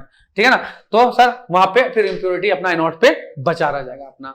तो यहां तक आप लोगों को दिक्कत है नहीं है सर? हम लोग 60 सॉल्यूशन ले लिए थे किसका सर? जिसका कोई भी मेटल का जिसको हमको प्यूरिफाई करना है, ठीक है, उसका इलेक्ट्रोलाइसिस प्रोसेस किए, ठीक है। यहाँ पे मेटल का जो मेटल था ना उसका इम्प्योर चीज और यहाँ पे प्योर चीज ले लिए, और उसके बाद क्या हुआ, जैसे ही करंट फ्लो कराए तो यहाँ से प्योर वाला मेटल जो था वो भाग गया और जो डस्ट उस्ट था यहीं पे बच गया। समझ में आया? तो इस तरीके से हम लोग सर क्या कर सकते हैं, अपन ना सर प्यूरिफाई कर सकते हैं, इस तरीके से प्यूरिफाई कर सकते हैं। तो यहां तक बात आप लोग को अच्छे से समझ में आ गया होगा, ठीक है। तो जैसे इस रिएक्शन में लिखे तो इम्प्योर कॉपर समझे यहां पे ले लिए है, और प्योर कॉपर कहां ले लिए? यहाँ कैथोड पे। कैथोड पे क्या ले लिया? प्योर कॉपर, ठीक है। और इम्प्योर कॉपर को कहां लिए सर? एनोड पे लिए, ठीक है। तो यह इम्प्योरिटी जो है ना अपना देखिए एनोड के नीचे यहाँ पे जम गया, इम्प्योरिटी सारा कहां जम गया? यहाँ, और जो कॉपर प्योर कॉपर था ना वो यहाँ आ गया, किस पे आ गया? इस पे आ गया, ठीक है। और ये जो सॉल्यूशन लिए ना हम लोग, यहाँ बीच में जो सॉल्यूशन है अपना, समझा, ये कॉपर सल्फेट का सॉल्यूशन लिए हैं। किसका सर? कॉपर सल्फेट का सॉल्यूशन लिए हैं, ठीक है। बात यहां तक समझ में आ गया आप लोग को? यहां तक कोई दिक्कत अभी तक नहीं हुआ होगा, हर एक चीज आपको बेहतर से समझ में आ गया होगा, ठीक है। चलिए अब इसके आगे अगर हम बात करें, ठीक है, इसके आगे कोरिजन क्या होता है ये देखेंगे हम लोग सर। कोरिजन देखेंगे क्या होता है, ठीक है। चलिए ध्यान से समझिएगा कोरिजन क्या है, ठीक है। कोरिजन जो है ना वो क्या करता है, किसी भी मेटल को डैमेज कर सकता है। कोरिजन क्या होता है सर? मेटल को डैमेज कर सकता है। कैसे मेटल को डैमेज करेगा सर? मेटल जो है ना ऑक्सीजन से रिएक्ट करेगा, क्या करेगा? अगर मेटल ऑक्सीजन से रिएक्ट करेगा तो फिर वो क्या हो जाता है पता है? कमजोर होने लग जाता है बेचारा। कमजोर होने लगेगा तो बताइए वो खराब होना शुरू होगा कि नहीं शुरू होगा? जैसे आप देखते होंगे आपके घर के गेट उट लोहा हुआ उसमें पेंट करके रखा हुआ होगा, अगर पेंट उट नहीं करके रखा होगा तो उसके ऊपर जंग लग जाता है ना, जिससे वो क्या हो जाता है? खराब हो जाता है, समझ में? बर्बाद होने लगता है। तो इसलिए वहां पे पेंट उट करके हम लोग रखते हैं। तो सर कोरिजन क्या है sir? Corrosion is the damage cause to metal due to reaction of metal with किसके साथ? ऑक्सीजन या मॉइस्चर या कार्बन डाइऑक्साइड, ये सब के साथ करके वो क्या करता है सर? डैमेज कर लेता है मेटल को। समझ में आया? तो कोरिजन यही चीज है और कुछ नहीं। कोरिजन क्या है सर? मेटल का ऑक्सीजन के साथ रिएक्ट करना या फिर कार्बन डाइऑक्साइड के साथ, ये सब के साथ रिएक्ट करके खुद को क्या करना? डैमेज करना ही कोरिजन कहलाता है, ठीक है। जैसे एग्जांपल का बात करें तो formation of brown coating of rust over iron. तो आयरन के ऊपर आप लोग देखते हैं ब्राउन कोटिंग टाइप का चीज, हाँ ब्राउन कुछ देखे ना घर में, जब जंग लग गया होगा, कोई चीज गेट उट खराब हो गया होगा, देखे ना, तो सर वही है ये, ठीक है। जैसे और एग्जांपल आते हैं formation of green coating of basic copper carbonate over copper. Copper के ऊपर जो कॉपर कार्बोनेट का ग्रीन तरीके का आप देख सकते हैं। फिर अगर formation of black coating of silver sulphide over silver, silver के ऊपर क्या सर?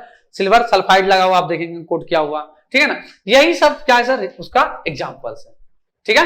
हाँ तो सर ये हो गया आपका कोरिजन। और एक वर्ड यूज किया जाता है रस्टिंग। कौन सा वर्ड यूज किया जाता है sir? Rusting. Rusting specially iron के लिए यूज करते हैं हम लोग, इसके लिए लोहे के लिए रस्टिंग वर्ड यूज करते हैं, ठीक है ना। वहां जंग लगता है ना लोहे के ऊपर तो उसके लिए रस्टिंग वर्ड यूज करते हैं, लेकिन अदर मेटल पे अगर अपना क्या जंग लग रहा है तो उसको हम लोग क्या कहेंगे सर? कोरिजन कहेंगे। तो कोरिजन और रस्टिंग में डिफरेंस समझ में आया? रस्टिंग किसके लिए? आयरन के लिए, और कोरिजन किसके लिए सर? अदर सब मेटल के लिए, ठीक है। यहां तक बात क्लियर है? ठीक है सर, ओके। अब उसके बाद अगर हम लोग बात करें, ठीक है, क्या? To show that air and moisture are necessary for the rusting of iron. तो सर आयरन की रस्टिंग के लिए क्या जरूरी है सर? एयर मतलब ऑक्सीजन बहुत ही जरूरी है, ठीक है। तो ओवरऑल यहां अगर आयरन की रस्टिंग के लिए बात करें तो हमको जो है ना दो चीज, मॉइस्चर और एयर दोनों बहुत जरूरी है समझ में? अगर सिर्फ एक चीज रहा ना तो उससे रस्टिंग नहीं होगा, उससे रस्टिंग नहीं होने वाला है आयरन के ऊपर। तो सर दोनों वाटर और ऑक्सीजन दोनों हमको बहुत जरूरी है, एयर और वाटर दोनों, ठीक है ना। जैसे हम एक एक्टिविटी का बात करें, ठीक है ना, ये पहला 3 को बीकर ले लिए हम, तीनों में जो है ना क्या किए हम, ठीक है, आयरन का नेले को पुट कर दिए तीनों में, ठीक है ना, ईच ऑफ देम में, ठीक है। अब क्या किया sir? Some anhydrous calcium chloride in test tube 1 में डाल दिए टू एब्जॉर्ब क्या करने के लिए? मॉइस्चर। तो ये क्या करेगा? मॉइस्चर को एब्जॉर्ब करेगा। इसके लिए इसमें क्या किया सर हम लोग? क्या डाले? एनहाइड्रस कैल्शियम क्लोराइड डाल दिए, ठीक है। Pour some boiled distilled water in the test tube 2, ठीक है। इस सेकंड वाले में क्या किया सर हम लोग? डिस्टिलेटेड बॉइल्ड वाटर को डाल दिए। And pour some oil over it to prevent air, और उसके ऊपर क्या किया सर, ऑयल लगा दिया कि एयर उसके अंदर नहीं आओ, ठीक है। अब थर्ड वाले में क्या कर रहे हैं, पोर वाटर इन टेस्ट ट्यूब 3, ठीक है। तीसरे वाले में सर सिर्फ क्या कर दिए हम लोग, सर वाटर को डाल दिए, ठीक है, ठीक है। और उसके बाद उसमें एयर भी आने के लिए हम लोग जगह छोड़ दिए, एयर भी। तो कुछ टाइम के बाद हम चेक किए, क्या किए, चेक किए, तो हम देखे कि सर थर्ड वाला में जो था ना, यहां अगर हम इसको फोटो को थोड़ा और ऊपर कर दे, ये थर्ड वाला में अपना क्या है ना कि सर अपना रस्ट हो जाएगा, लेकिन ये दोनों के ऊपर पहला और दूसरे वाले में रस्ट नहीं होगा। क्यों सर, क्योंकि इसमें जो है ना अपने को एयर और वाटर दोनों मिल गया। देखिए, the nail in test tube 1 does not get rust because it only air no water. पहले वाले में सिर्फ एयर मिला, वाटर नहीं मिला, इसलिए इसके ऊपर रस्ट नहीं हुआ। लेकिन सेकंड वाले का बात करें तो वहां पे अभी रस्ट नहीं हुआ। क्यों सर, क्योंकि वहां सिर्फ वाटर था, एयर नहीं था, इसमें सिर्फ वाटर था और एयर नहीं था। और थर्ड वाले में बात करें तो गेट रस्टेड का है sir, because it has air and water. तो रस्ट होने के लिए क्या क्या चीज का जरूरी है सर, एयर और वाटर दोनों का जरूरी है।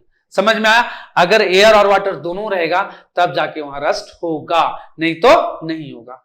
तो बात अच्छे से समझ में आई आप लोगों को, यहां तक अच्छे से आई।